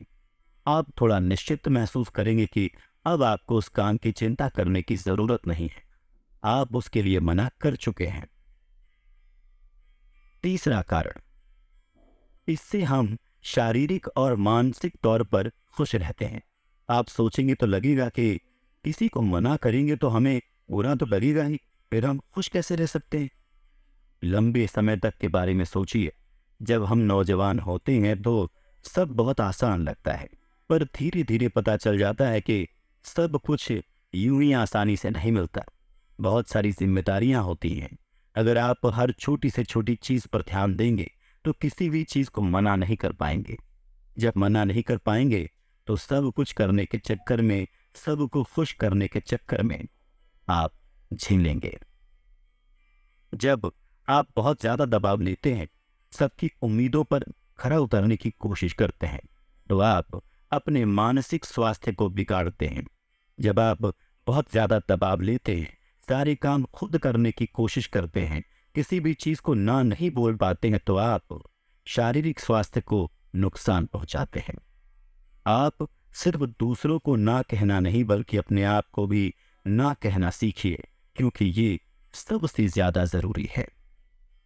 कारण नंबर 4, इससे कोई गलत उम्मीदें नहीं लगाता। जब हम किसी भी काम के लिए ना नहीं कहते तो उसका मतलब हमेशा हाँ ही निकाला जाता है। सामने वाला उम्मीद लगा लेता है कि उसे ये मदद मिलेगी आपसे। आप भी उसकी उम्मीद पर खरे उतरने की बहुत कोशिश करते हैं। कई बार आप नहीं भी कर पाते। इससे आप पर भी दबाव पड़ता है। जब आप उसकी मदद नहीं करते तो आपके उसके बीच दरार पड़ जाती है। सब कुछ जानते हुए भी हम कई बार ना नहीं बोल पाते। मना करना जितना जरूरी है उतना मुश्किल भी है। पर आप अब मैं जो तरीके बताऊंगा उनसे मना करना सीख सकते हैं। ना करने का पहला तरीका, पहले खुद को ना करना सीखें। हम सोच सोच कर परेशान होते हैं कि ना कैसे बोलें। हम अपने आप को ही उस चीज के लिए मना नहीं पाते। हम अपने आप को ही ना नहीं कह पाते। ऑफिस का काम है, हर काम करना है, आज ही करना है। घर का काम है, सब कुछ करना है, परफेक्ट होकर करना है। जब तक आप अपने आप को नहीं मना कर पाएंगे ना करने के लिए, आप कैसे उम्मीद कर सकते हैं कि आप किसी और को भी मना कर पाएंगे। ना करने का तरीका नंबर 2, काम को बांट लें। रोज अपने लिए एक टू डू लिस्ट बनाइए। इसमें लिखिए कि क्या काम आपके लिए सबसे ज्यादा जरूरी है और कौन से काम आपके लिए कम जरूरी है। इस तरह उन कामों को अलग करिए। लिस्ट में पहले सबसे जरूरी, फिर कम जरूरी काम लिखिए। जो जरूरी हैं उन्हें हाँ कहिए, जो कम जरूरी है उन्हें दूसरे नंबर पर ही रखिए। ना कहने का तरीका नंबर 3, जरूरी और अर्जेंट का फर्क समझिए। एक बहुत प्रसिद्ध किताब है Ikigai, the Japanese secret to a long and happy life. इसमें लेखक जरूरी और अर्जेंट का फर्क समझाते हैं। उनके मुताबिक हमें अपने अर्जेंट काम के चक्कर में अपने जरूरी काम नहीं छोड़ने चाहिए। आपको पता है कि आपके लिए एक्सरसाइज जरूरी है, पर ऑफिस का कोई अर्जेंट काम आ जाता है तो आप एक्सरसाइज छोड़ करके वो अर्जेंट काम करने लग जाते हैं। जो जरूरी है उसे हमेशा जरूरी ही माने। जो हमारे अर्जेंट काम होते हैं वो कभी खत्म नहीं होते।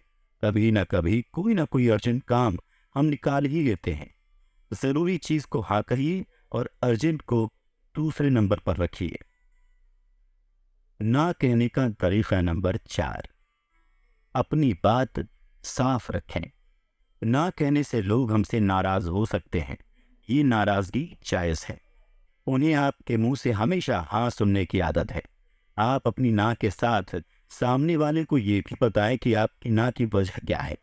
आप उनकी मदद नहीं कर सकते, पर क्यों नहीं कर सकते।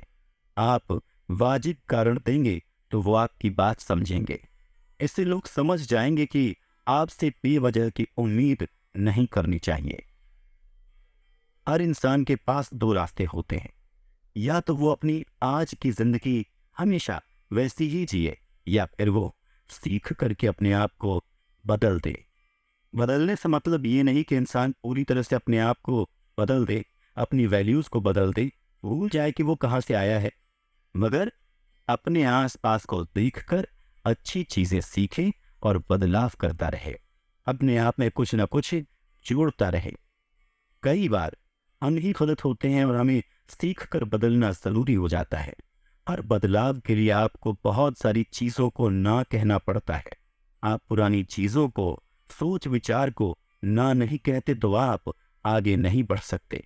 अगर एक पति अपनी पत्नी को अपने समान मानता है तो उसे बहुत सारी पुरानी रीतियों को, रिवाजों को ना कहना पड़ेगा। जैसे पत्नी को घर के सारे काम करने आने चाहिए, पत्नी को बाहर का काम नहीं करना चाहिए, वगैरह वगैरह। ना कहना और आगे बढ़ने का बहुत गहरा नाता है। एक इंसान अगर अपने विचार सकारात्मक रखना चाहता है तो उसे बहुत सारे नकारात्मक लोगों को ना कहना पड़ेगा। अगर कोई औरत अपना बिजनेस शुरू करना चाहती है तो उसे बहुत सारी रूढ़िवादी सोच को ना कहना पड़ेगा। आप सब ने शायद अंकुर वरिक का नाम सुना होगा। वो नियर बाय के फाउंडर हैं। उन्होंने अपनी जिंदगी में बहुत सारे उतार चढ़ाव देखे, अपने आप को ऊंचाई पर पहुंचते भी देखा और उस ऊंचाई से नीचे गिरते हुए भी देखा।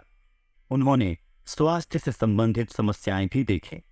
जिंदगी के सारे अनुभवों के बाद उन्होंने फैसला किया कि वो अब व्यक्तिगत जिंदगी में भी उतना ही ध्यान देंगे।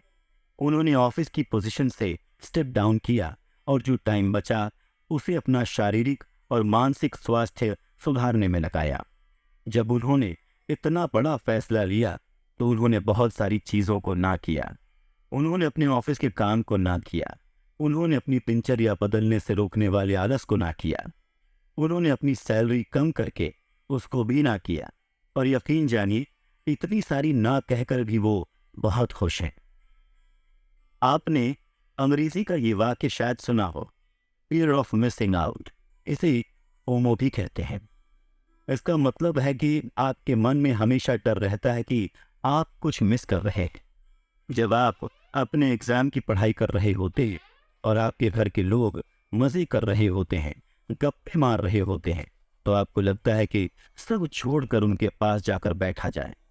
जब आप ऑफिस में कुछ काम कर रहे होते हैं और बारिश होने लगती है तो आपका मन करता है कि काम छोड़कर आप बारिश के मजे लें। दूसरे शब्दों में आप बहुत सारी चीज़ों को हाँ कहना चाहते हैं। इससे बड़ी एक कॉन्सेप्ट होता है जोमो, यानी जॉय ऑफ मिसिंग आउट, जिसका मतलब है कि आप जब कोई चीज़ मिस कर रहे हैं तो उसमें भी आप खुशी ढूंढ सकते हैं। यानी जब आप दूसरों के मज़े को ना कहते हैं, इसका मतलब ये है कि आप अपनी पढ़ाई को हाँ कह रहे हैं, अपनी पढ़ाई को हाँ कह रहे हैं, अपनी सीखने को हाँ कह रहे हैं। वो आपके लिए ज़रूरी है। और जब आप आगे बढ़ते जाते हैं तो अच्छा महसूस करते हैं। बस दिमाग को समझाने की देर है। जब आप बारिश के मज़े को छोड़कर ऑफिस का काम पूरा कर रहे हैं तो भी आपको ये संतोष होना चाहिए कि आपका काम पूरा हो रहा है। आप बारिश का मज़ा लेने के चक्कर में पूरी रात बैठ करके ऑफिस का काम निपटाएं, ये कोई समझदारी वाली बात नहीं है। जिंदगी में आगे बढ़ना है तो कुछ चीज़ों को हाँ कहना सीखिए और बहुत सारी चीज़ों को ना कहना सीखिए। अब कहने में ये आसान है कि आपको बहुत सारी चीज़ों को ना कहना है, मगर कुछ परिस्थितियां ऐसी होती हैं जिन्हें ना कहना बहुत मुश्किल होता है। ऐसा एक संबंध है पति पत्नी का। एक बहुत ही उम्दा वेब सीरीज थी क्रिमिनल जस्टिस 2। उसमें दिखाया गया कि एक पति अपनी पत्नी का बहुत ध्यान रखता है और उसकी पत्नी उसके पीठ में चाकू घोंप देती है। उसकी पत्नी खुद ही पुलिस के पास जाकर के ये कबूल भी कर लेती है। उसके खिलाफ कार्यवाही होती है और जैसे जैसे कहानी आगे बढ़ती जाती है तो पता चलता है कि उसका पति उसे बहुत प्रताड़ित करता था।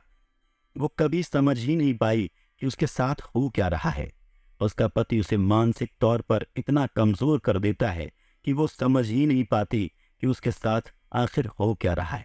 और जब तक वो समझ पाती है तो इस चीज़ से बाहर निकलना उसे नामुमकिन सा लगता है।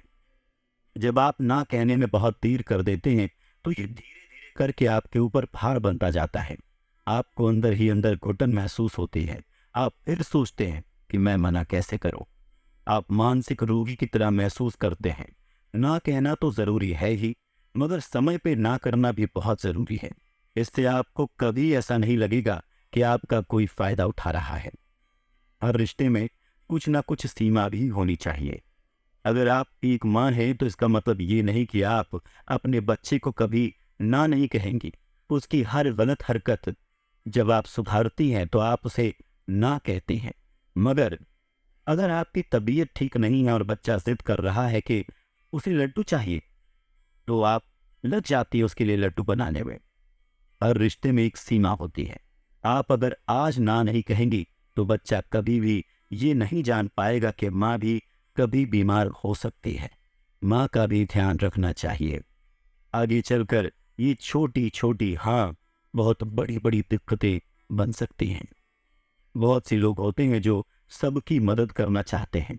वो चाहते हैं कि लोग उन्हें एक अच्छे इंसान की तरह समझें। वो मसीहा है।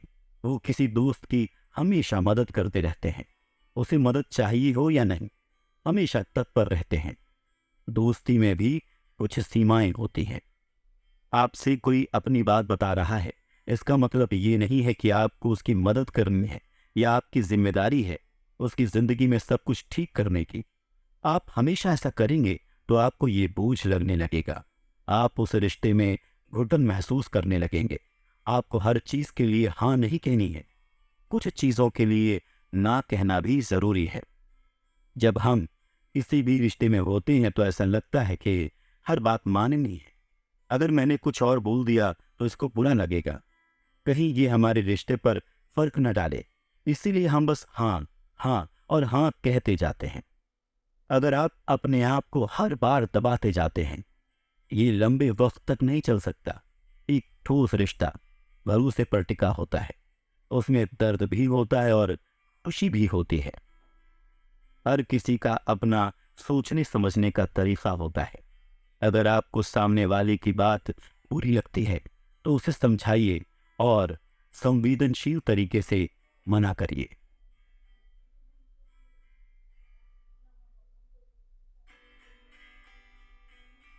आखिरी बात, इंसान ही ऐसा जीव है जो हमेशा हर चीज के लिए कोई कहानी बना लेता है। उसकी सारी जिंदगी परिकल्पना में गुजर जाती है। वो हमेशा अपने भूतकाल के बारे में सोचकर परेशान होता है, जबकि वो भूतकाल में जाकर कुछ नहीं बदल सकता। वो अपने भविष्य के बारे में भी सोच सोच कर परेशान होता है, जबकि भविष्य के बारे में तो वो बहुत कुछ कर सकता है।